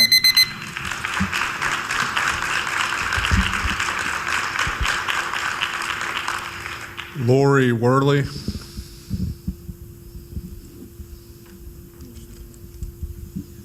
Good evening. Thank you very much for giving us all the opportunity to talk tonight. I'm here to speak in support of the resolution. I hope that all of the commissioners will consider that and both parts of that resolution. My name is Lori Grady Worley. I'm a native of New Bern and Craven County since 1978. I heard someone else say that they had been here since 1978. I'm a product of Craven County Schools. I have a child who is a product of Craven County Schools. And my son is a graduate of New Bern High School. He spent 4 years in Craven County Schools, but I have been a volunteer in Craven County Schools for about 13 years. My son has been out of Craven County Schools for 2 years, and I continue to give my time and my talents and my support to the school system because I believe in it. So I want to just briefly speak to all of the points in support of the resolution tonight. I echo most of those, but I think what we're not talking about, we're talking about kids, we're talking about teachers, we're talking about faculty and staff That's really important. But nobody's talking about the stakeholders in Craven County, and they are just a part of that. I have never been a formal educator. I've never worked in the public school system, but I do put a lot of time and my heart into our public school system. And when I'm talking about stakeholders, to me, these are every single person in this room tonight, every single person outside of this room tonight that's in Craven County, every single person that drives to Craven County to go to work. We have a lot of those people. And this, to me, is what this issue is about. And it's not a political issue. It's about bringing more transparency from our school board to the stakeholders in Craven County. People have talked about a few data points, but they've missed some things like our student enrollment. Chairman Boomer tonight talked about we have over 13,000 students. She didn't mention the nearly 1,500 students, 10 to 12% of our enrollment, that has left Craven County Schools since 2018. She also did not mention that only less than half of those are people who didn't return after Hurricane Florence. So you can do the math there. We've lost about 10% of our kids, and it doesn't have anything to do with a natural disaster. 20% of the voters didn't think it was important enough or didn't feel informed enough to vote. 9,000 sounds like a lot, but 20%, think about it in that regard. So please tonight consider this, passing this resolution. It's about economic development. It's about public service in our community, and it's about so much more than just the people who come and go in our schools. Thank you so much. Commissioners, it's 8:40. We need to take about a 5-minute break here for some of our staff and commissioners. We will come right back and hear the remaining citizens that want to speak. I think you said we have how many left? 8 left, sir. Total? Yep. We have 8 speakers. So we're going to take about a 5-minute break.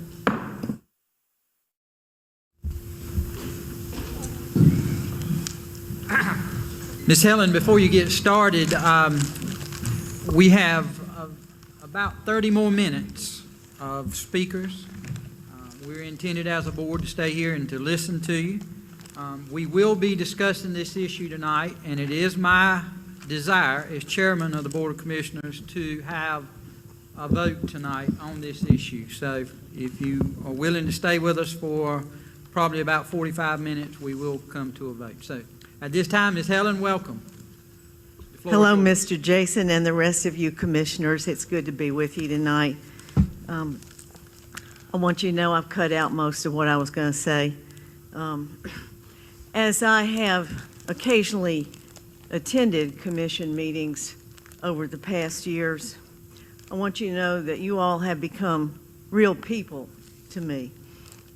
You're not just political allies or rivals. I refuse to call you enemies. I know that all of us are fellow human beings. And so I want to say to you all and to remind myself that we all can have closed minds and personal agendas and prideful hearts and stubborn wills. And so I encourage all of us to take a look at ourselves in that regard. I also believe that all of us can be guided by greater wisdom. And so I hold that hope. I want to believe that some of you up there are still discerning these questions. I want to believe that you've not already decided that you're going to go with your team or whatever. It's hard to do the right thing. It's always hard to do the right thing, and particularly in a time like this. I'm in a political party. Most of us here are. Some are proud independents. That's looking more and more attractive some ways. But you know, I hope for none of us, I hope that's not our greatest loyalty, because if it is, we're all in trouble. So it's always hard to do the right thing. And what I want to say is that regardless of what your or mine conscious intentions are, and it's always hard to even be totally honest about our own intentions, you know? But regardless of what our intentions are, we really have to look at impacts. We really, as grown-ups, as rational adults, we have to look at impacts. And, you know, I've thought a lot about this issue, and what if the shoe were on the other foot? You know, what if my folks were in the majority up here and on the minority on the school board? Would I be saying the same stuff? I hope I would. So my belief is that no matter whose political power, oh gosh, I'll be fast, party is in control, I don't think it's healthy for our heart or our soul or our pocketbook. I don't think it's healthy to turn one more thing into a partisan fight. I just, you know, we've got problems in the school system. We got a lot of great stuff. You know, let's build on what's good. I pray for you guys to have courage and have wisdom. Thank you, Ms. Helen. That's it. Sorry it took so long, Jace.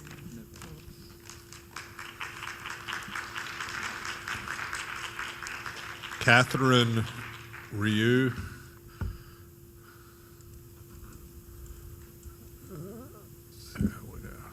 Gary, did not hear you. Catherine Ryu. Pronounced Rio, but I think you were very close. Thank you. Rio, my apologies. Thank you very much for the opportunity to speak. I've been a resident of Craven County for 9 years, and I became interested in the school system and how our children are being educated after watching our Summer of Love. And so I started looking into the kinds of things that are being taught in our school system, and I was shocked that our children are not being taught truth. For the Lord is good, and his mercy is everlasting, and his truth endureth for all generations. And that's Psalm 100, verse 5. I'm a Christian and believer in the Lord Jesus Christ, and I think that upholding those values is the strength of our children, of our families, and of our nation.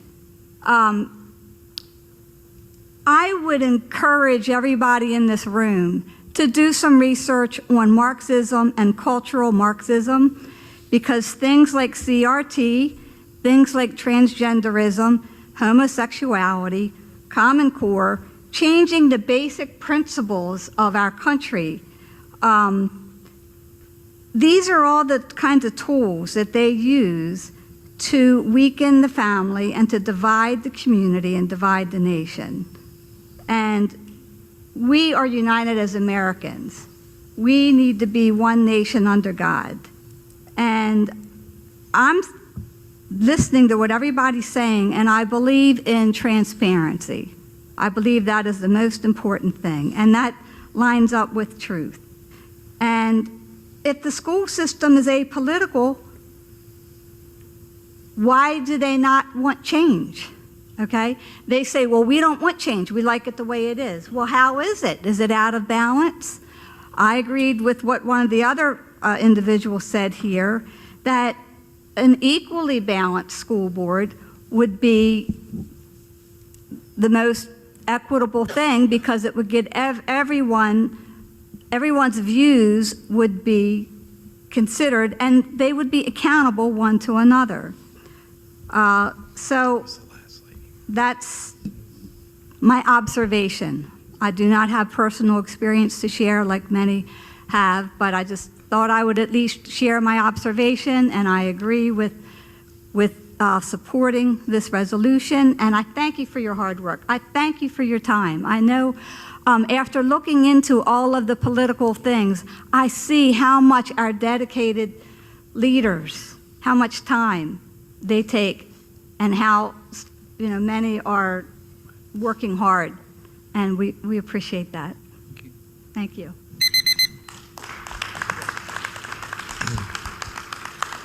Brenda George.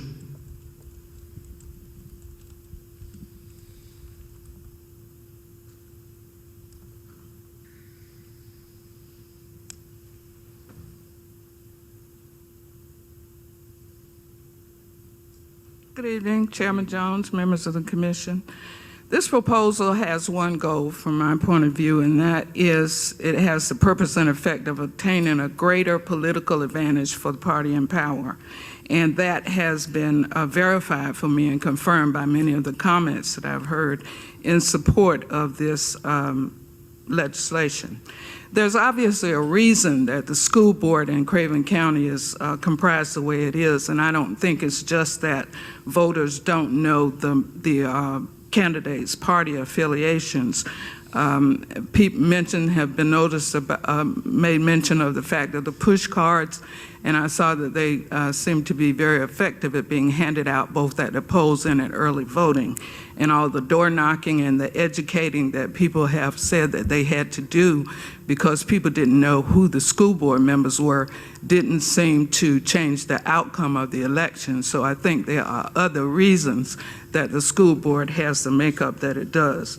But I do want to point out to you some of the advantages of our current nonpartisan school board election processes, and there are many. One is that it helps to eliminate the extreme candidates from the process.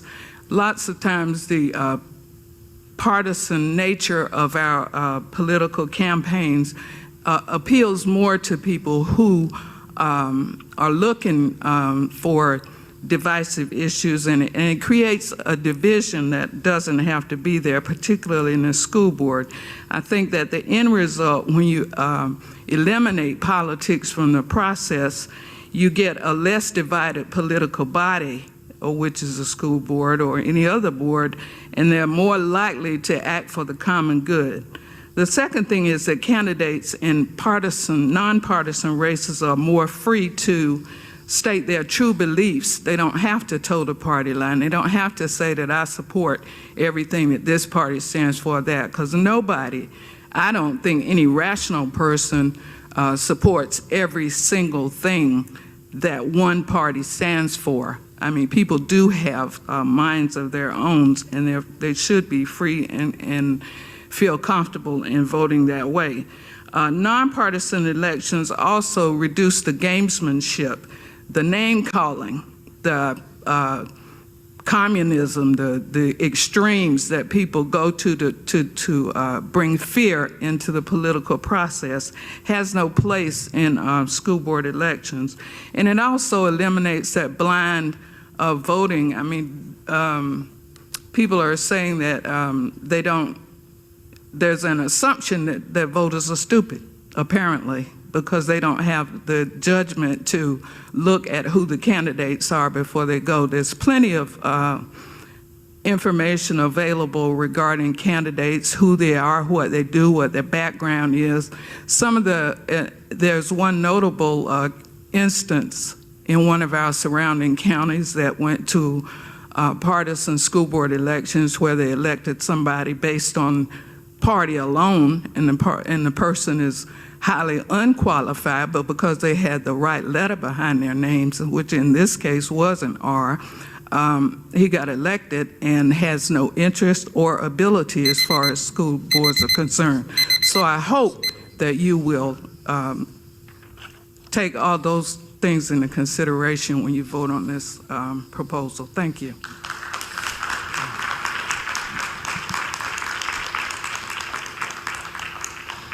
Ann Bowman.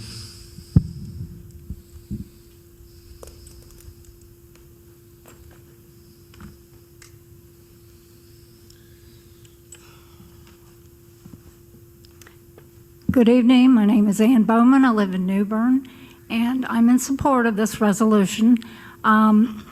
I'm just a grandmother, but when I vote for any elected official, I really want to know what their values are, and that generally is tied with party. So I want to know as much as I can about that individual. I want to know values and party. And that's it. Thank you very much. Bernard George.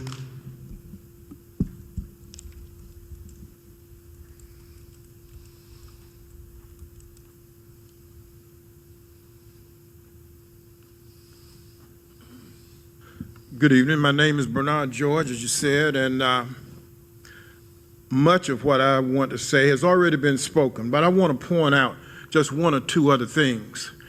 I hear tonight that there's a problem with transparency with the Board of Education. Well, there's a law in North Carolina. It's called the Open Meetings Law, the same meetings law that you have up there. And that meeting law requires that the minutes and other documents of a public body must be made public. I want to point out one other thing. We talk about equal representation. This county is split possibly three ways: Democrats, Republicans, and Independents. The Democrats have the lowest percentage. Why does the school board have, as you mentioned, such a high preponderance of Democrats? Obviously, it's because one of the parties did not field good candidates.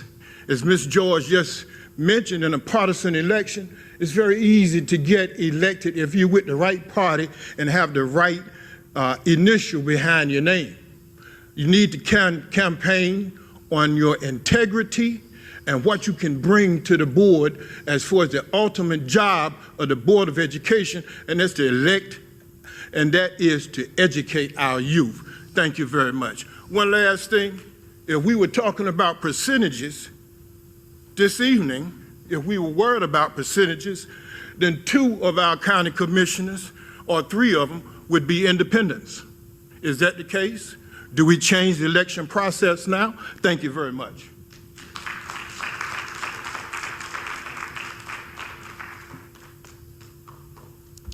Nancy Brinkley.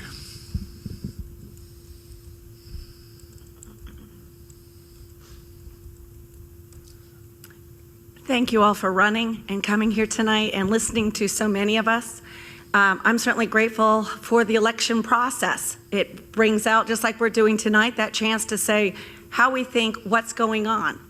Many of you know I have been at the polls outside many elections. And I've also been involved with school as a teacher. And what's come to me is we have a lack of knowledge in many directions. You guys are awesome when you do the right thing. And I know that you're to represent us. I'm at the polls. There are palm cards out there. You know it. Everybody here knows it. They tell you whether they're Republican or Democrat or independent.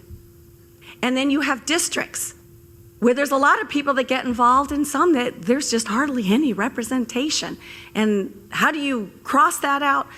That resolution really does solve quite a few problems. It really does. And I don't think anybody wants the political agenda thrown into the school system and bombarded from the teachers down to the students. And how we're going to solve that problem of removing the political agenda that's being slammed through, and then people not even knowing what their freedoms are, and crossing paths on what is it, our freedom of religion, how that's infringed in public schools today. Those are all issues that are commingling. And this resolution that you guys have come up with is a start in the right direction. Everybody that I know that comes to the polls asks me. So I know a lot of people behind me that say, where are they in this political system? Are they Republican? Are they Democrat? Does that tell me something about how they're going to spend? And what do we do about not getting the information from the school board? We have to have changes. I get teachers scared of the political process that's already in the school system. They're scared of it. They can't speak. There are some huge, huge issues that we need to get to. And let's pass the resolution to start and then work together as a community. We all work in different ways in the community. Nobody wants politics in the school. How we fight that political agenda is a different way for each of us. I hope that people, when they see the R or the D or the independent, we've had an independent run for school board, he didn't win. Nobody's stopping independents from being part of the process. What's stopping the information going to the people that don't have all the access? Okay, there's an answer. And I hope you pass that resolution to help those people that do want the answers. Thank you. Michael Schachter.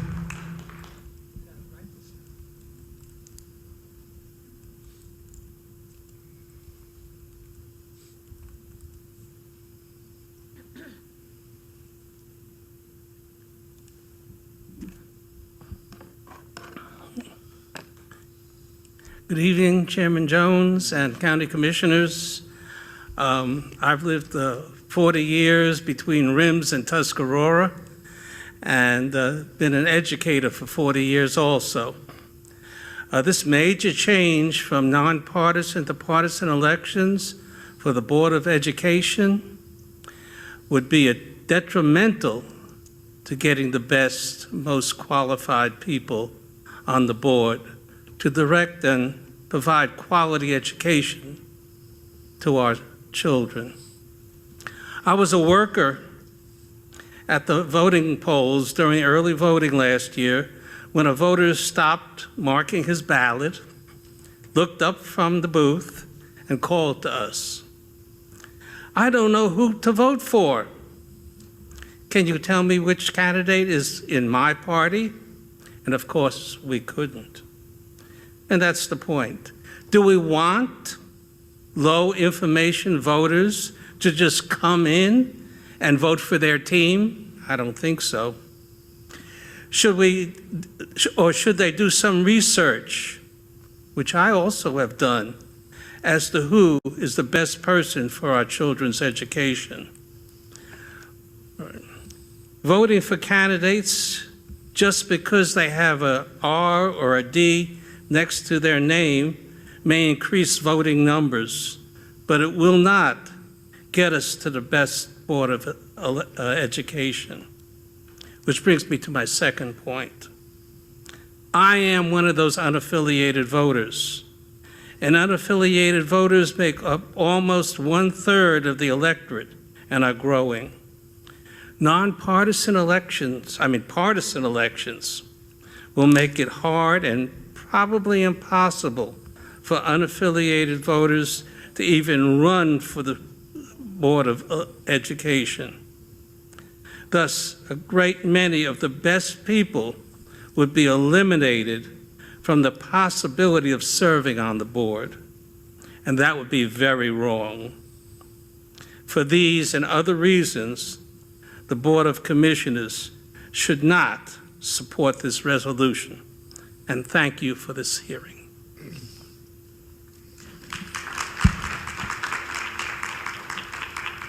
Sarah Benishik.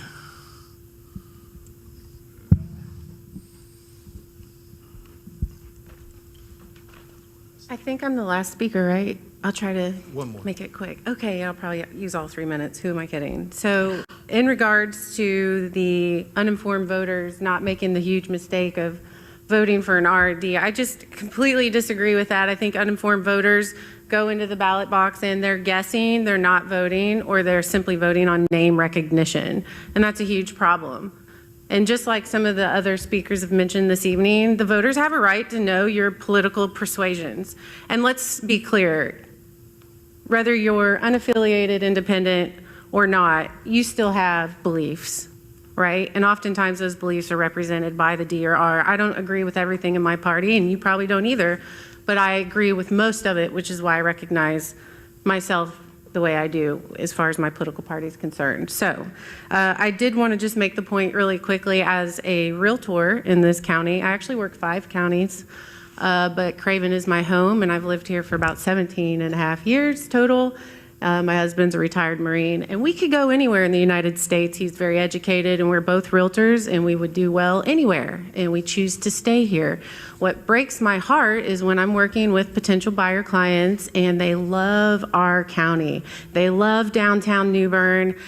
They find a house they're absolutely in love with, and then they ask me my opinion of the school system. And see, I can't legally give them my opinion. Thank God for that. So I have to direct them to a website like greatschools.org so they can type in the address of the house they're interested in and see what the schools rate for the area that they're interested in. And unfortunately, the rating is oftentimes dismal. So my main point and my thoughts are this evening, what do we have to lose in this county? What do we have to lose with 6 grade D schools? It's honestly embarrassing. We can do better. Thank you. Mr. Chairman and Commissioners, we have one last name, and that is Victor Dove.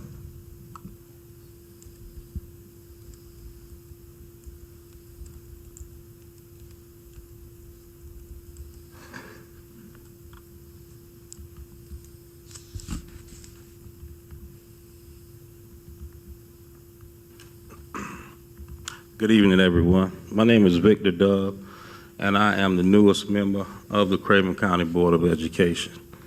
Thank you all for allowing the citizens to speak today. I'll give you a scenario. When Jelly Bellies first came out, you didn't know what you was going to get until you bit into them. And many times it might look good, but it didn't taste well. And I believe that's what partisan elections will give us. Because if you look at me, I don't have a problem saying that I'm a registered Democrat. But I also don't have a problem saying that my grandparents were Republicans, my uncle that's currently alive is a Republican, and I have voted Republican many times. Now, I see Mr. McFadden's in the back. So when you go to work, Mr. Fadden, you let your sheriff know, Mr. Hughes, that I voted for him and that I choose to vote for him again. So my point is, the D or the R doesn't tell you the values of a person.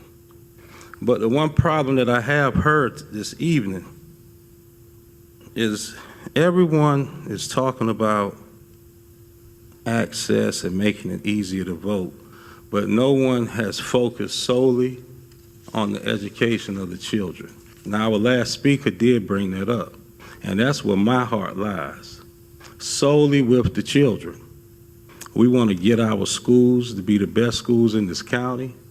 We want parents to want their children to be here. We want to create safer environments. Now, as a new board member, whatever you all have been talking about from the past, that has nothing to do with me. But as a new board member, I plan on getting involved and making sure that we all can be happy with our school district. No party is a monolith. So I really don't believe a D or an R would do any justice or bring any value to our elections. But I do believe if the candidates do their part by making themselves be known, and in this social media era, it's very simple for the Board of Education to let every candidate put their video online to educate the voters of who they are. But I do believe that your minds have been made up, and what we said probably doesn't even matter. But just take what I said like a grain of salt, that it doesn't matter D or R. Many people have hidden agendas for their own purpose. Thank you for your time. Thank you. And congratulations to you. Thank you, sir. And by the way, my phone number is 252-670-1927. If you call me, I answer. And all these problems that we have, please let me know so we can work together to get them straight.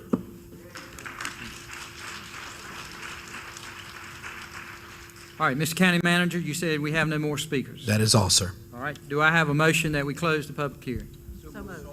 I have a motion and a second. All those in favor signify by saying aye. Aye. Opposed? Public hearing for the proposed resolution for the Board of Education elections is closed. At this time, we will have the public hearing for animal control ordinance amendment. Do I have a motion that we open public hearing? So moved. Second. Have a motion and a second. Any discussion on the motion? Hear none, all in favor signify by saying aye. Aye. Opposed?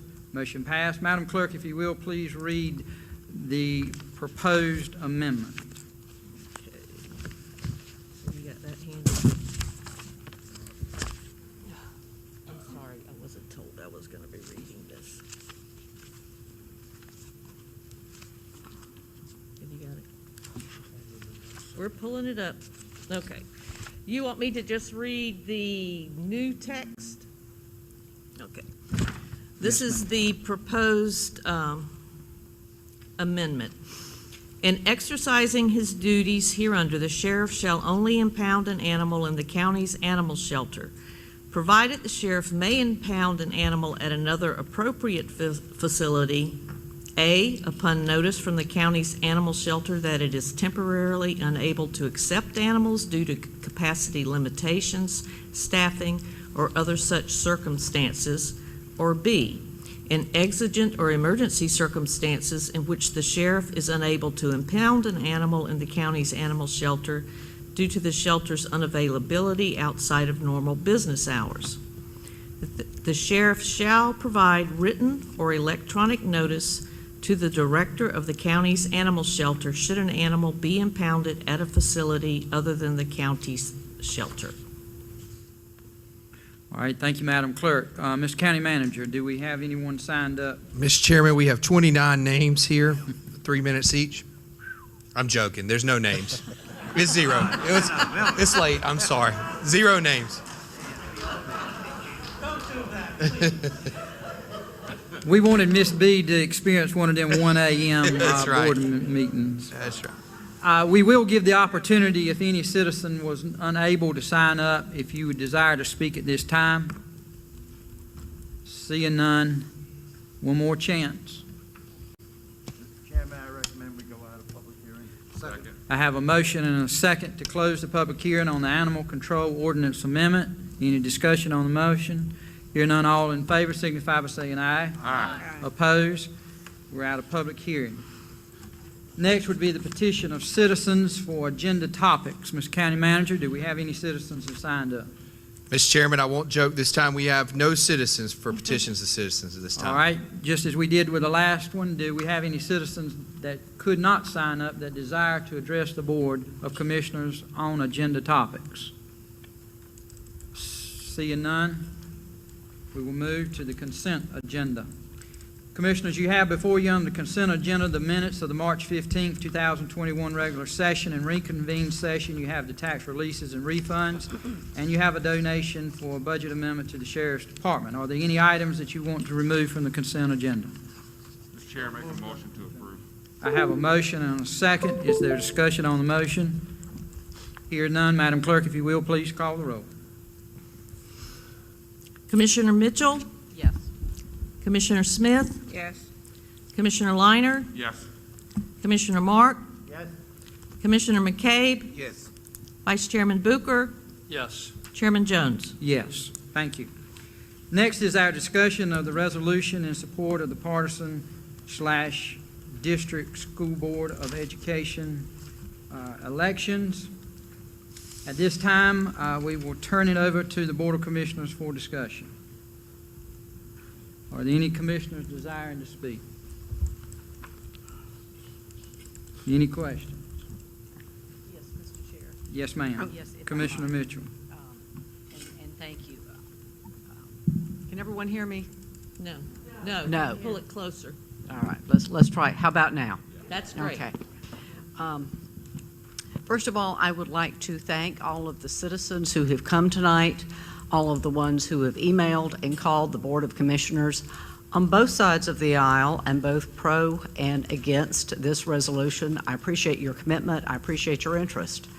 I'd also like to say thank you to all of the fine educators, teachers, volunteers, assistants, principals who have kept our school system running during a time of extraordinary challenges.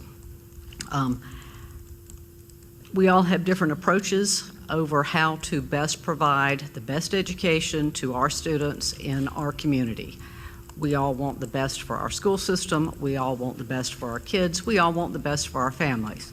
We may differ on how we get there, but our hearts are in the right place. It's just an issue of what is the best approach to move forward. Like many of you, I don't believe that politics belong in the classroom or in the school system. I think our voters need to be educated. And I think our countywide elections are great in theory, but I think countywide elections make it very difficult to know the candidates, what they stand for, to make them part of our communities. Great in theory, I don't think it works in practice. I support the new district idea. I don't think this issue is about the education system. I don't think it's about the teachers. I think this is about the school board. And I don't believe that our current election system holds the Board of Education accountable. We've talked about our teachers, we've talked about curriculums, we've talked about our children, but the stakeholders are much, much broader. The school system does not exist in a vacuum. Okay, it consists of teachers, educators, parents, families, employers, voters, and taxpayers. And we've heard lots of theory. I'm not a theoretical girl. I am a practical girl. And during all of this, since last spring, we have been deluged with letters from families, from parents. We need our schools open. And I'm not a renegade. I am into law and order. I'm not saying that we should have violated any governor's emergency decree, but I believe that our school systems should have been open to the maximum degree possible under the executive director, and they weren't. We haven't heard a whole lot from parents who are impacted by this, so I'm going to put it very personally.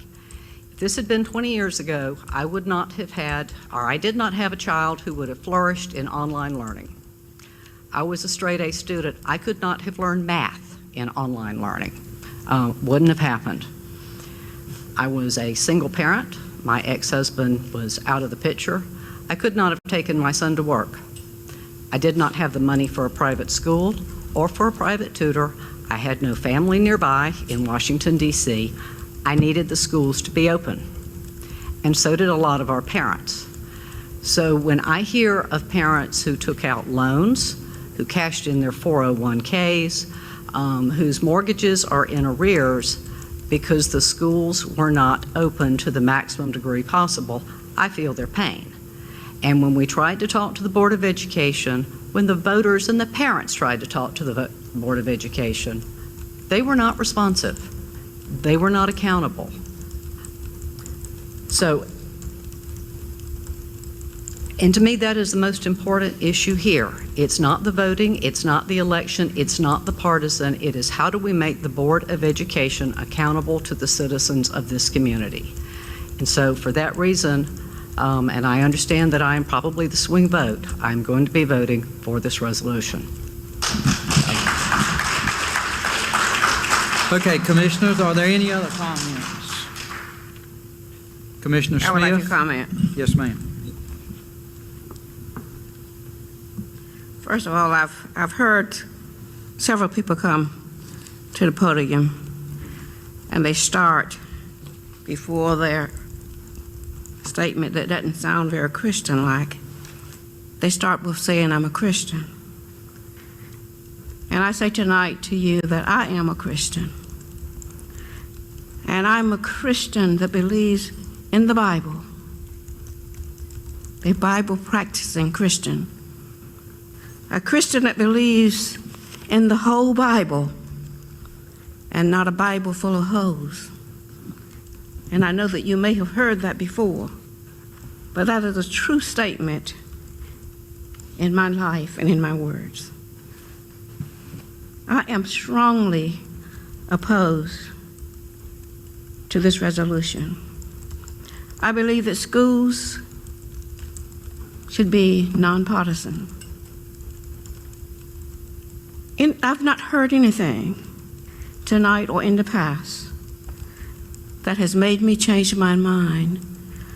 I have listened, I have studied.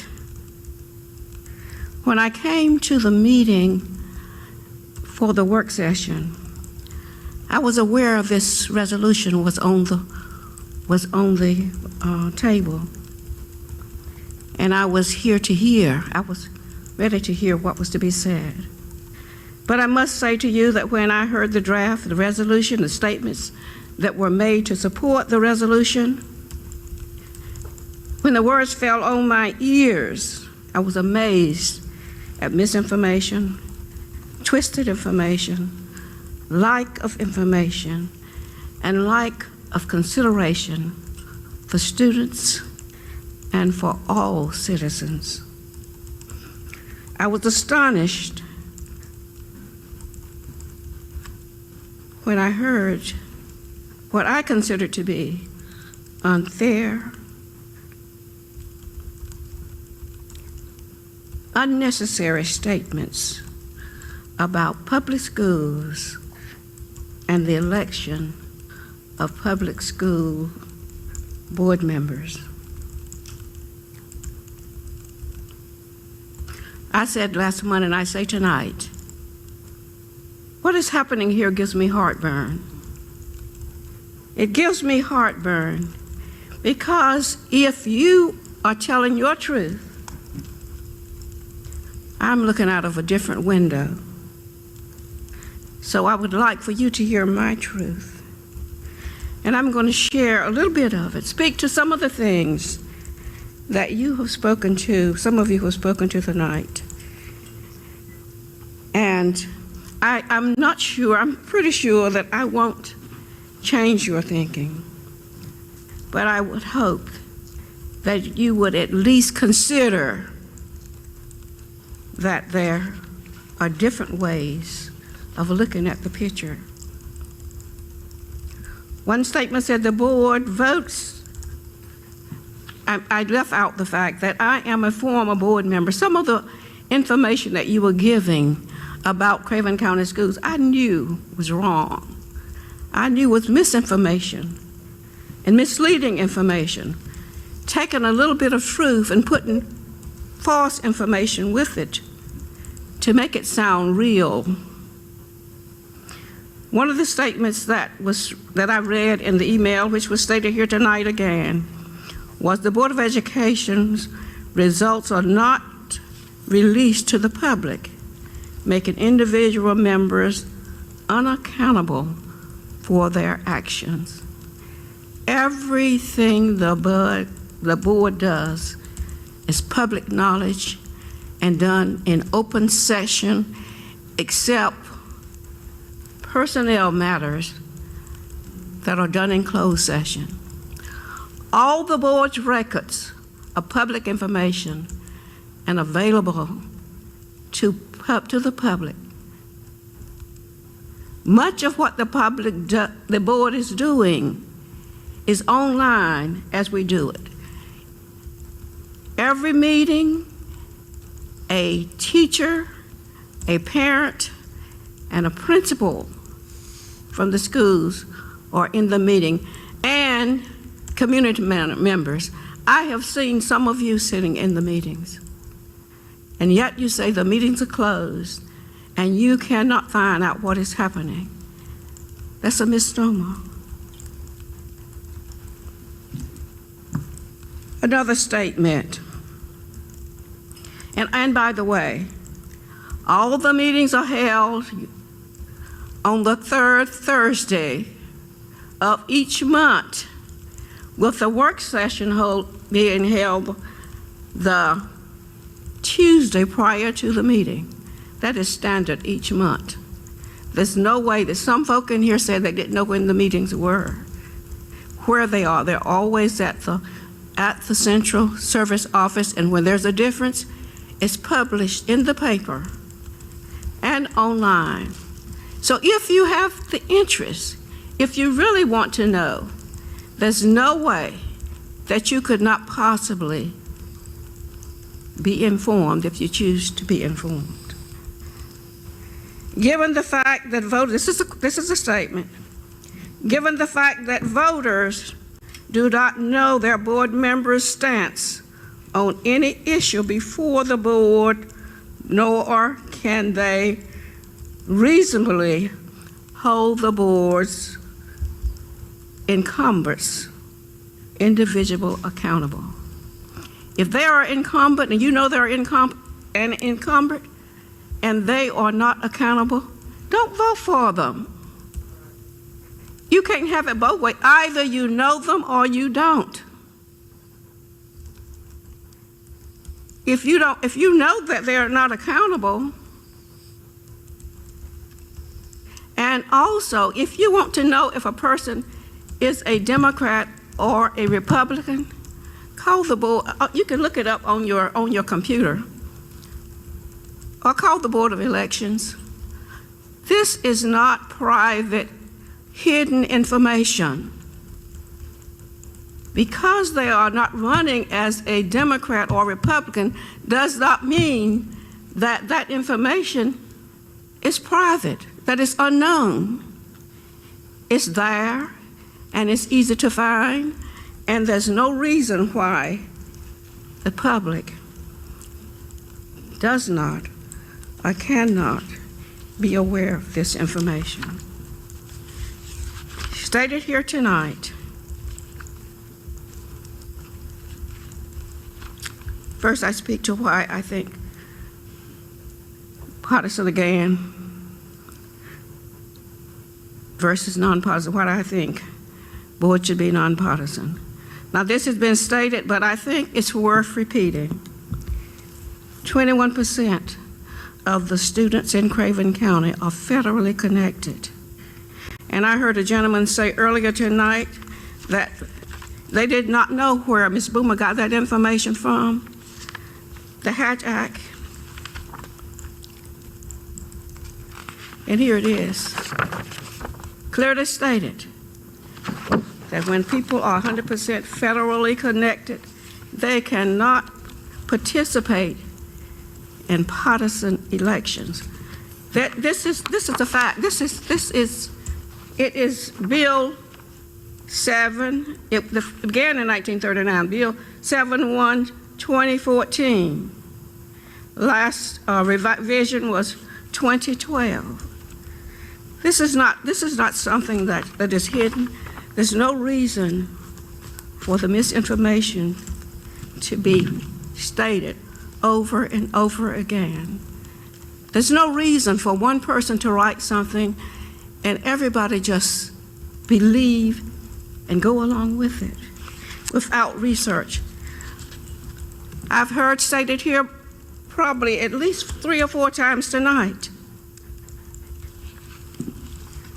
In the last election, voters cast 10,000 votes more for the president than did board members. Many feel that because voters do not know their party, they just don't vote. Okay?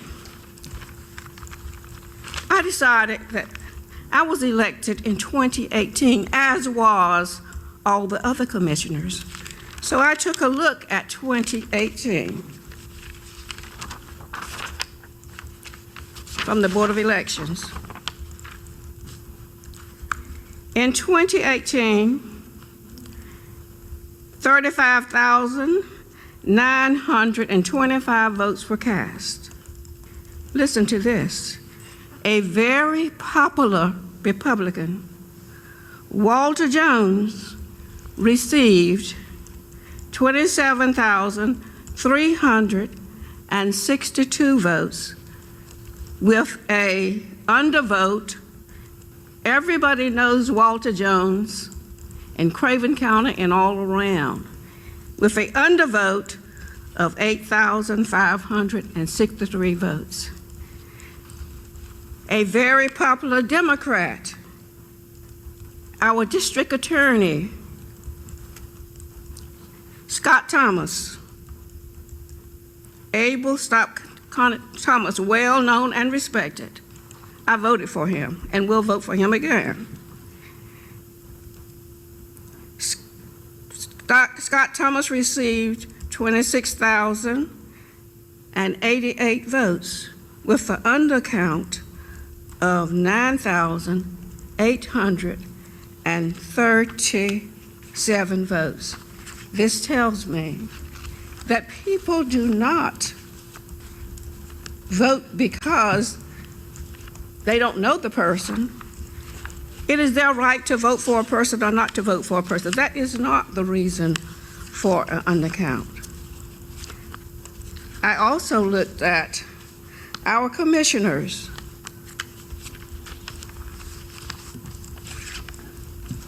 And I need to turn back my page here. Give me a minute. Okay, commissioners. By district, of course. Craven County Board of Education serves the entire county. It receives students throughout the county and should and is represented throughout the county. There's no more important board than this Board of Commissioners. I'm honored to be a part of it. And I can only say, for lack of a better word, good things about the commissioners as I have worked with them thus far. But let us look at the number of votes that they received. Tom Marks, 2,919 votes. Jason Jones, 4,520 votes. Johnny Sampson, whose seat I'm holding, 2,970 votes. E.T. Mitchell, 5,220 votes. McCade, 1,875 votes. George Liner, 2,770 votes. And Danny Butcher, 4,412 votes, with a total of 24,586 votes. I received 23,330 votes. If you look at the number of votes for the commissioners when they were elected, there was an undervote of 11,341 votes. So, is the undervote count a justifiable reason for the change? I think not. The next thing that I've heard a lot of comment about the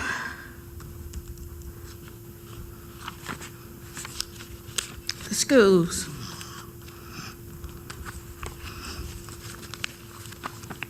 Statement. 1,000 students have left Craven County schools.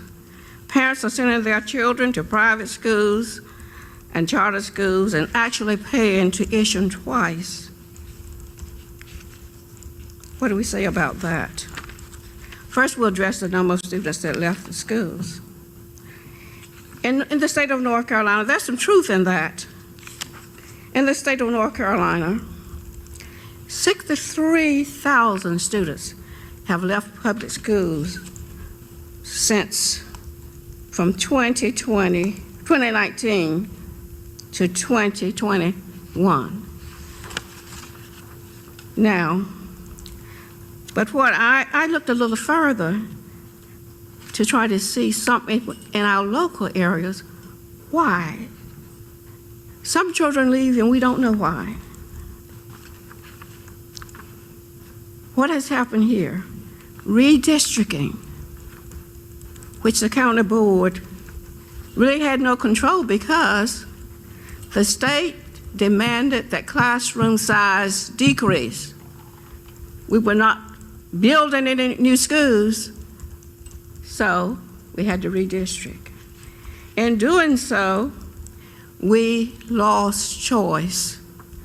When I came to the board, if you lived in a district, but you chose for your child to go to school in another place, if there was space in the school, they were allowed to attend any school in Craven County, as long as you were responsible for getting them there and back, and the child was not a problem for the school. That changed not because of the Board of Education, but because of the governing body that provided space and said what we had to do with schools and classrooms and how we were to fit children into those classrooms. Then we look at the pandemic. Some parent left because they couldn't get their child into school they wanted to get them into. I have no problem with that. I have no problem with children going to any school they want to go, parent, whatever. If they go to private school, I have no problem with that. If they go to charter school, that's up to them. If they can afford to do it, then I say no problem. And the hurricanes. If you want to know why children left Craven County, go over in Dufferfield and look at the housing situation. I know we've got federal monies to rebuild New Bern, but the schools in the J.T. Barber, Dufferfield area, those houses have not been rebuilt. Those houses have not been, if there are no persons in the houses, the children had to go to another place, another county, another city to get educated. Some of them are staying at home and they're not letting us know where they are. They're elsewhere. We have to look at these things. We talk about the children who's left Craven County. Children did leave Craven County. We have lost 6.1%. Jones County lost 7.3. If Rocky Mount, 7 points, over 7 points. So we can look at the schools, the highest number in North Carolina. Some school system lost 17% of their children because of disasters, because of unseen causes. Some maybe because parents didn't like the schools that they were in. But we need to stop blaming people for things that they are not doing. We need to speak truth. And when we speak truth, we have to search for facts. I believe in research. I believe in speaking to fact. Not just jumping on a wagon when we don't know which way the wagon is going and we don't know where it's been.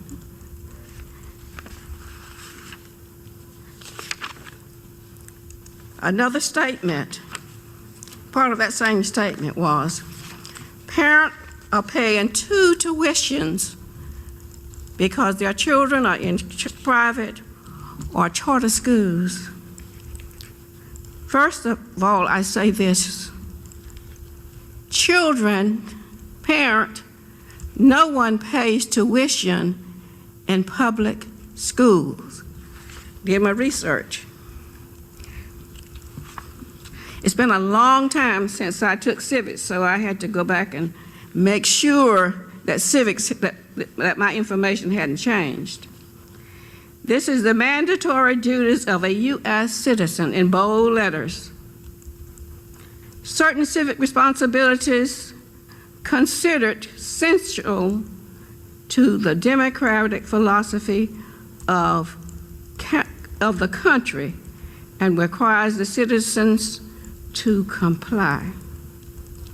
And they are mandatory obligations. They include, in bold letters, all citizens must pay taxes in one form or another, including federal, state, Social Security, property, sales tax, each tax fund, services, and programs such as schools, roads, police, fire protection, medical protection, and many others. I have some others listed over here. I won't go through all. Safety, recreation, and all of that. Now, the school is there for the citizen, for the student, the public school. If you choose to go to a private school, it does not mean that you are paying tuition twice, because you don't pay tuition. And when your child leaves the county, so does the money.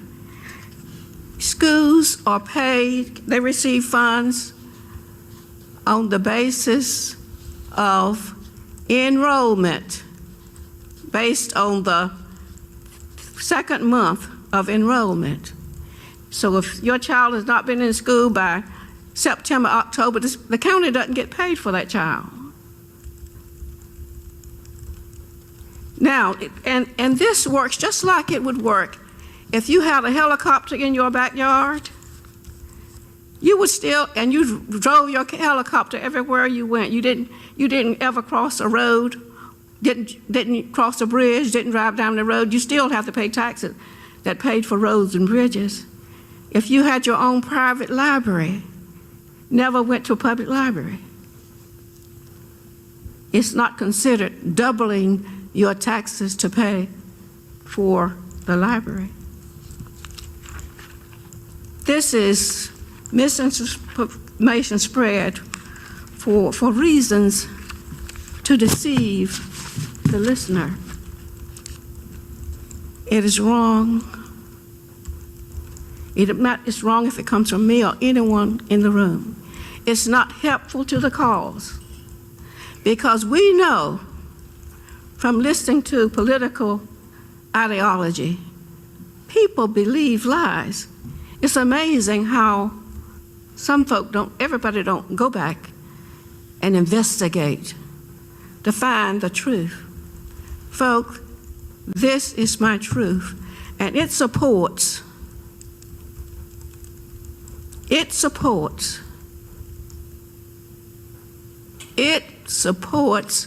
non-partisan education. It supports every person being allowed to campaign and hold office if they choose to do so. That is important to me. Do you know why? Because I remember when, if you look like me, it was almost impossible for you to do that. I remember when people were left out for reasons that were not Christian. Christian people were leaving people out and calling themselves Christian. It's time for us to do what is right, not what is popular, not what is convenient. These are hard truths, but this is truth. I said when I was asked to come to this board, I will speak truth in difficult situations, and that I do. Thank you, Commissioner Smith. Mr. Chair, I make a motion that we call the question. All right, we have a motion to call the question. Do I have a second? Second. I have a motion and a second to call the question. There is no discussion on calling on that. Is there, Mr. County Attorney? All right. Madam Clerk, if you will call the roll on calling the question. Is this in support of the resolution or is the question? Okay. Commissioner Mitchell? Yes. Commissioner Smith? No. Commissioner Liner? Yes. Commissioner Mark? Yes. Commissioner McCabe? No. Vice Chairman Bucher? Yes. Chairman Jones? Yes. All right, the question is being called. What's the desire of the Board of Commissioners this evening? Do we have a motion from anyone? I move that we close the session. Well, we need a motion on whether you're going to adopt the proposed resolution, I or? would make the resolution that we adopt the proposed Second. resolution. All right, we have a motion and a second to adopt the proposed resolution. The question is being called. So there is no further discussion. Is that correct, Mr. County Attorney? That's correct. All right. So Commissioners, just one more time. The resolution that you have before you, there is a motion and there is a second that it be approved. If it is approved, then it will be sent from this Board of Commissioners to our legislative delegation in the North Carolina House and the North Carolina Senate. And from then, it will be their determination whether it's passed in the North Carolina General Assembly. Madam Clerk, if you will, please call the roll. Commissioner Mitchell, Yes. Commissioner Smith, No. Commissioner Liner, I'm not saying yes or no at this time because I got something to say. And I know you can't hear me probably. This is a hard decision. Commissioner Liner, can I stop you just a second? You know, I, in all due respect, you know, I want you to be heard just as I want everyone to be heard, but the question has been called. And I'm going to refer to the county attorney. I don't like getting in a situation like this, but what would you recommend, sir?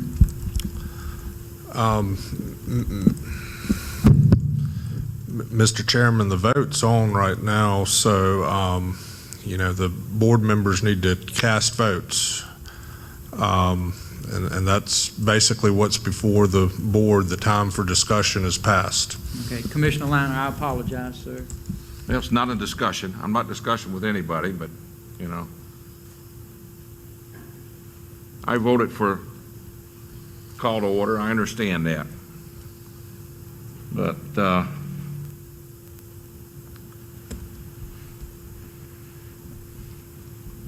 what's my time limit on?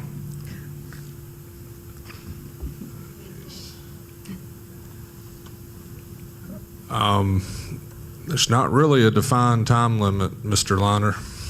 Thank you, sir.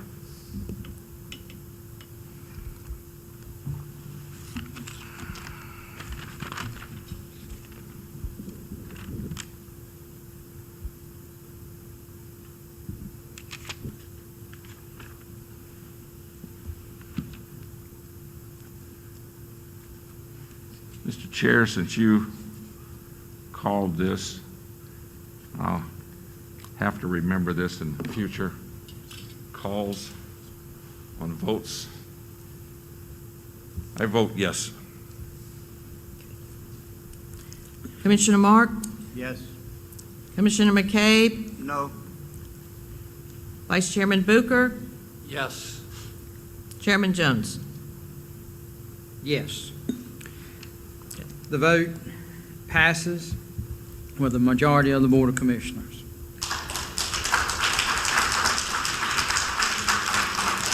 All right. We're going to, at this time, we will have discussion on our Animal Control Ordinance Amendment, but for those that want to leave the room, we'll give you the opportunity at this time.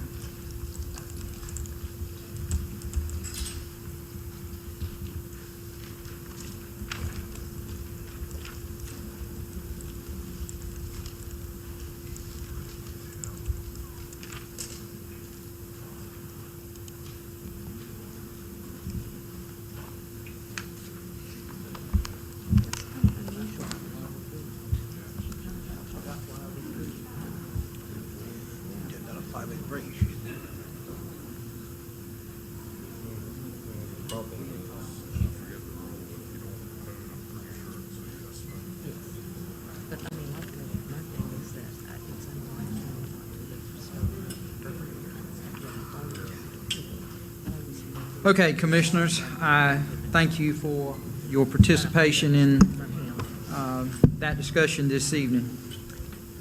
Next is, before the Board of Commissioners, is the discussion on the Animal Control Ordinance Amendment.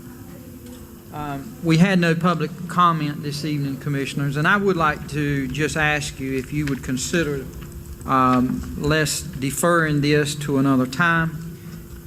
It has been in the past a precedent that on such amendments that we usually did not take action on the same night of having the public hearing.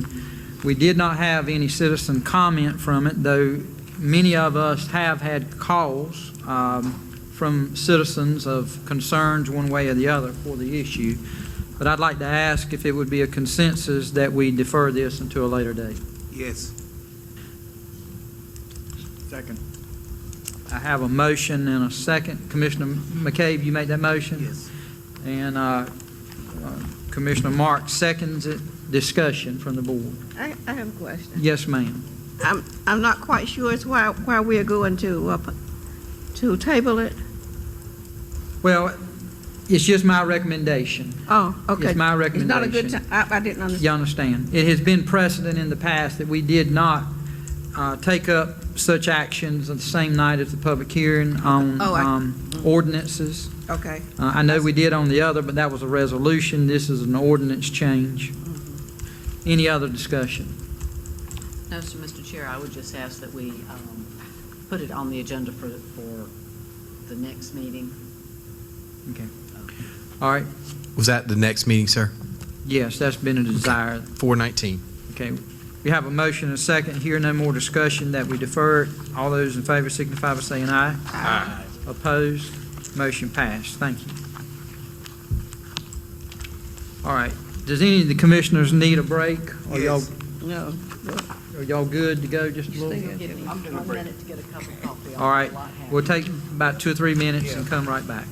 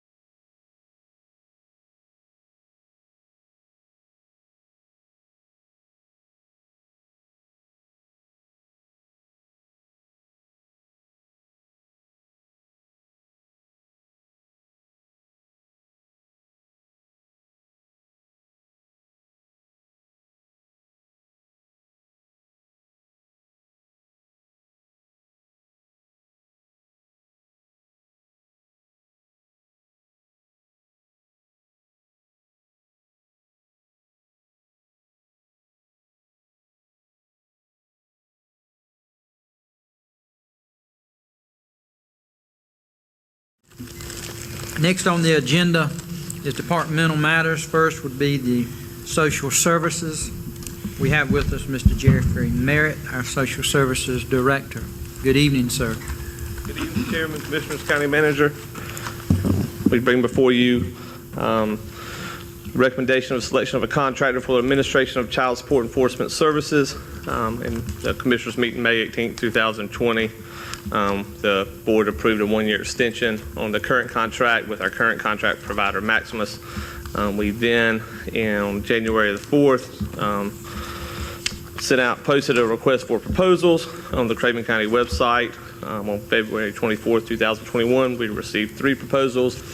The committees all reviewed the 3 proposals in depth. We scored those proposals on rating sheets.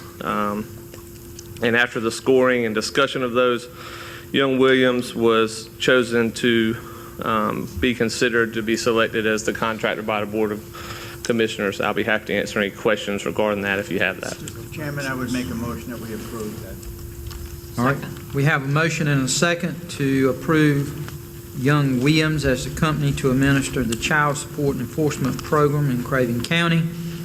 Is there any discussion on the motion? Mr. Chair. Yes, sir. Yeah, could you make sure this board gets the POC of once the new company comes aboard of who they're going to have there running it locally? Yes, I will. Mr. Chairman, may I? Sir.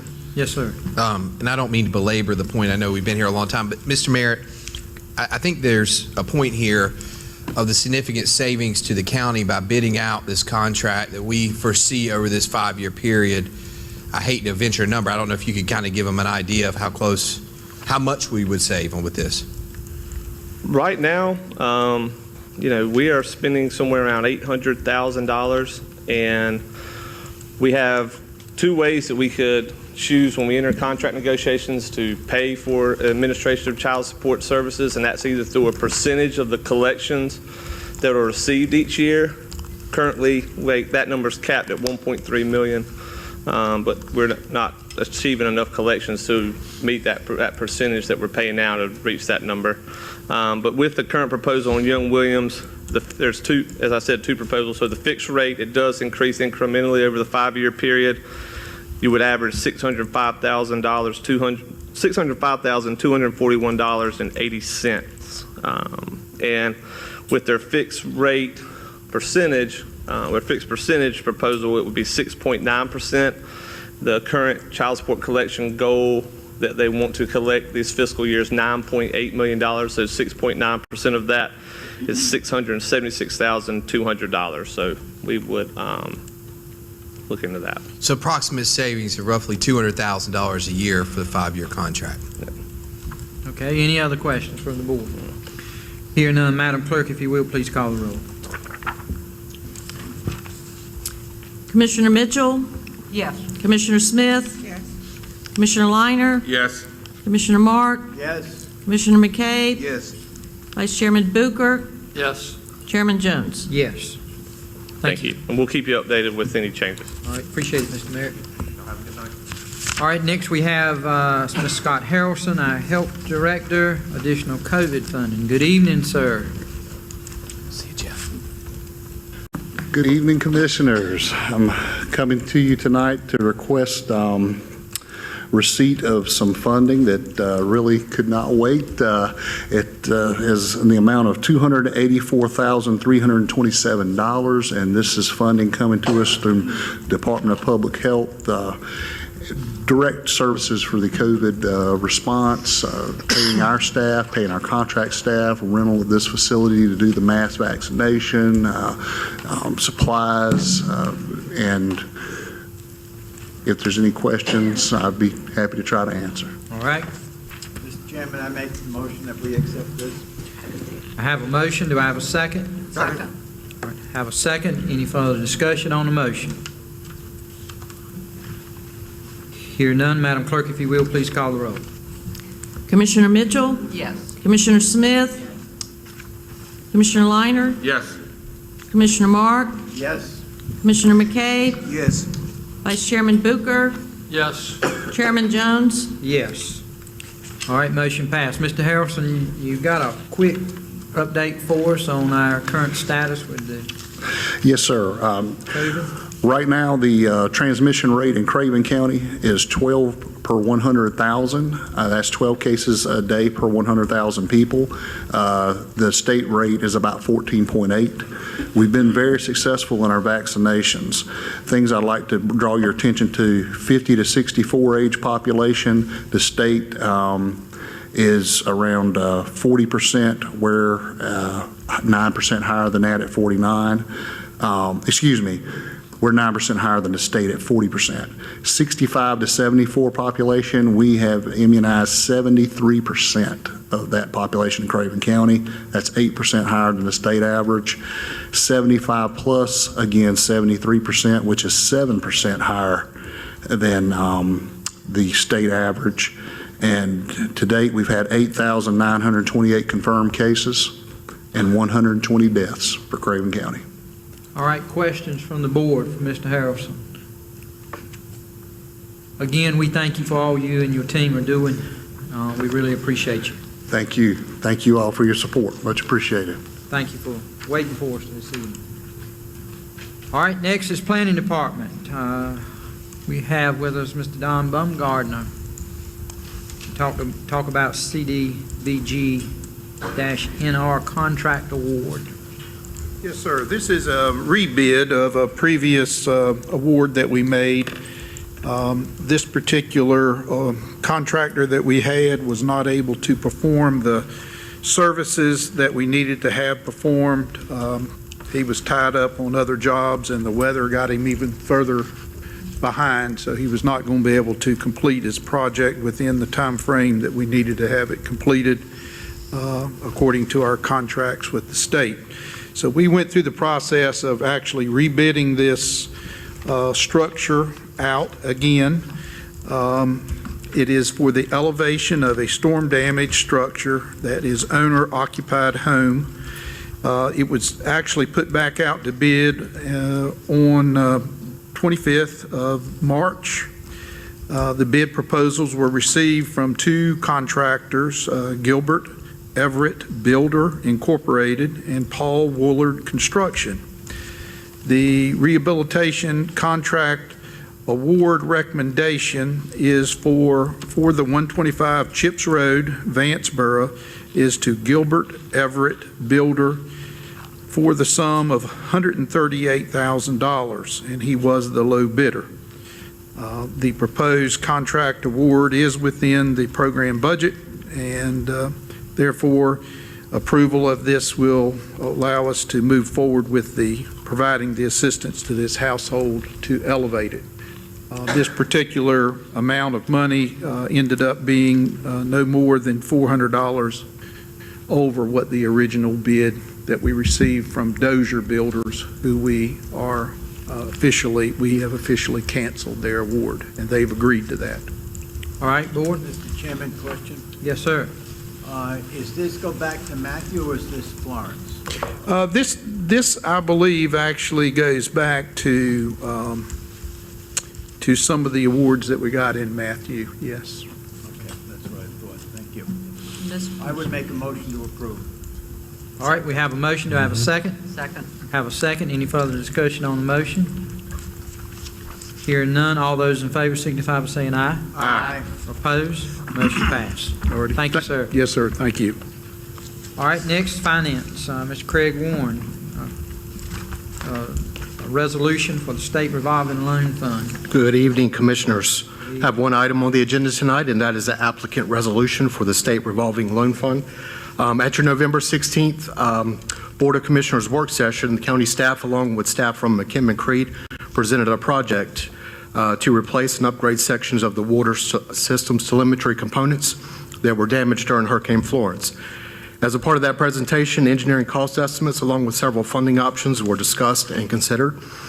The board authorized county staff to begin the process of submitting a funding application to the Division of Water Infrastructure's State Revolving Loan Program to finance this project. The application period to request funding is now open and runs through April 30th, 2021. As part of the application process. The adoption of this resolution shown as attachment 10 in your agenda packets is required in order to move forward. Mr. Chairman, so moved. All right, I have a motion. Do I have a second? I have a second. Any further discussion on the resolution before you? Hear none, all those in favor signify by saying aye. Aye. Opposed? Motion passed. Thank you. Thank you, sir. All right, next is appointments. You have in your agenda packet those that are pending. You have current appointments and upcoming appointments. Are there any pending appointments? Mr. Chairman, James Klein is no longer wishes to be reappointed, so I'm reappointing Thomas Gaskins. We have an application on file. All right, you have an appointment for Thomas Gaskins. That's Tri-Community. All right, are there any other nominations from the floor? Hear none, he will be accepted by acclamation.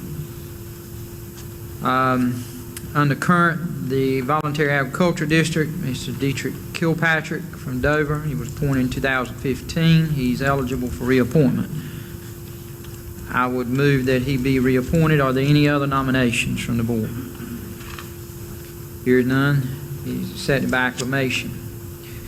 Mrs. Carolyn Bland has resigned from the Regional Agent Advisory Board. Commissioner Lina? We'll work in on that one, sir. All right, so you want to defer? Yes, sir, until next board. All right. I'd like to go back to your pending appointments for, you see under there at the very bottom under pending, you have a Coast City Library appointment. We got an application in, but it came out before our agenda pack, well, it came after our agenda packets went to the commissioners. Well, Mr. John Carroll Hawkins. Mr. Hawkins lives at 221 Cicero Riggs Road in Coast City, and he has asked to serve on Coast City Library Board to fill that vacancy, and I'd like to ask that he be appointed. You hear any other nominations? All right. If not, he's accepted by acclamation. So, Madam Clerk, that will take that one off under pending. Are there any other pending that commissioners have?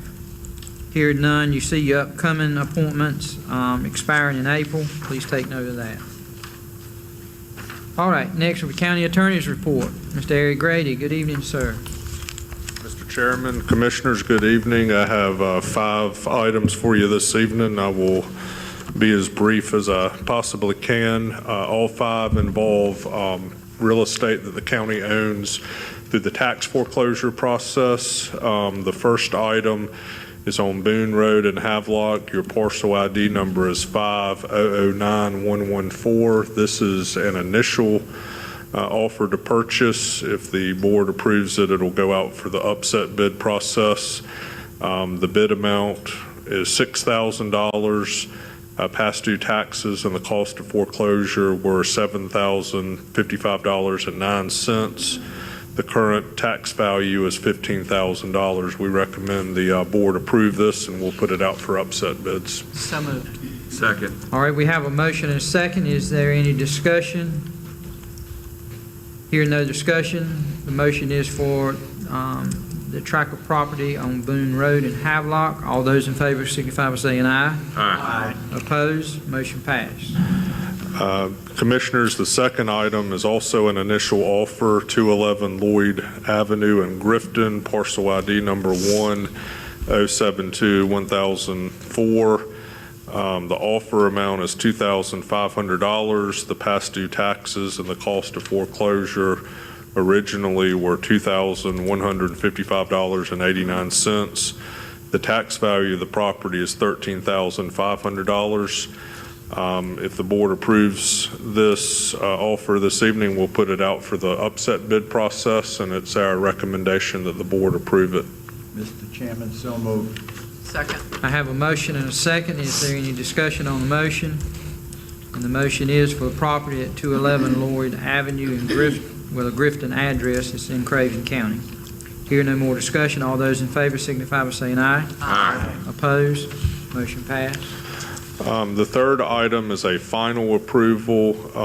The parcel ID number is 7101021 The board initially approved an offer on this property in the amount of $1,000 when we put it out for the upset bid process. We actually had an upset bid in the amount of $1,500. That is the high bid, and we certainly recommend the board accept that bid. The past due taxes and the cost of foreclosure originally were $2,629.05. The tax value of the property is $1,620. All right. We have a motion. Do I have a second? Got a question. I have a question. All right. We have a motion and a second. Commissioner Smith. I have a quick question. Yes, When somebody give an upset bid, do you go back and tell the original person that the bid has been upset? Yes, ma'am. All right. Does that satisfy you, Ms. Yes, sir. Commissioner Smith? All right. Any other discussion? Here none, we do have a motion and a second for partial number 7-101-021. All those in favor signify by saying aye. Aye. Opposed? Motion passed. The fourth item is another approval after the conclusion of the upset bid process. The parcel ID number is 3058097. The initial offer was $1,700, and as the last one, we also got an upset bid on this one in the amount of $2,500, which was the last and highest bid. The original past due taxes and cost of foreclosure were $3,204.35. And the tax value of the property is $3,810. We do recommend that the board approve this. And just to follow up to the question, not only do we let the prior bidder know, we re-advertise the new bid, so there is also public notice. Again, we suggest to the board that you approve this high bid. So moved. Second. We have a motion and a second. Is there any discussion? The motion is for the parcel number 3-058-097. Here, no more discussion. All those in favor signify by saying aye. Aye. Opposed? Motion passed. The last item is for property owned, located at 115 Hillmont Road in New Bern. The parcel ID number is 8219006. I will note, Craven County owns this property jointly with the city of New Bern. Customarily, we'll let the city take the lead in these types of situations, which we have done here. We have an offer of $7,500. The past due taxes and the cost of foreclosure were $6,349.65. The tax value is $15,000. The city of New Bern has approved this bid amount, and I likewise recommend that the board approve it. All right, what's the desire of the board? So moved. All right, we have a motion and a second. Any discussion? Here, no discussion. This is for parcel number 8-218-006. Here, no more discussion. All in favor signify by saying aye. Aye. Opposed? Motion passed. That concludes my report. Thank you. Thank you, Mr. County Attorney. Appreciate it.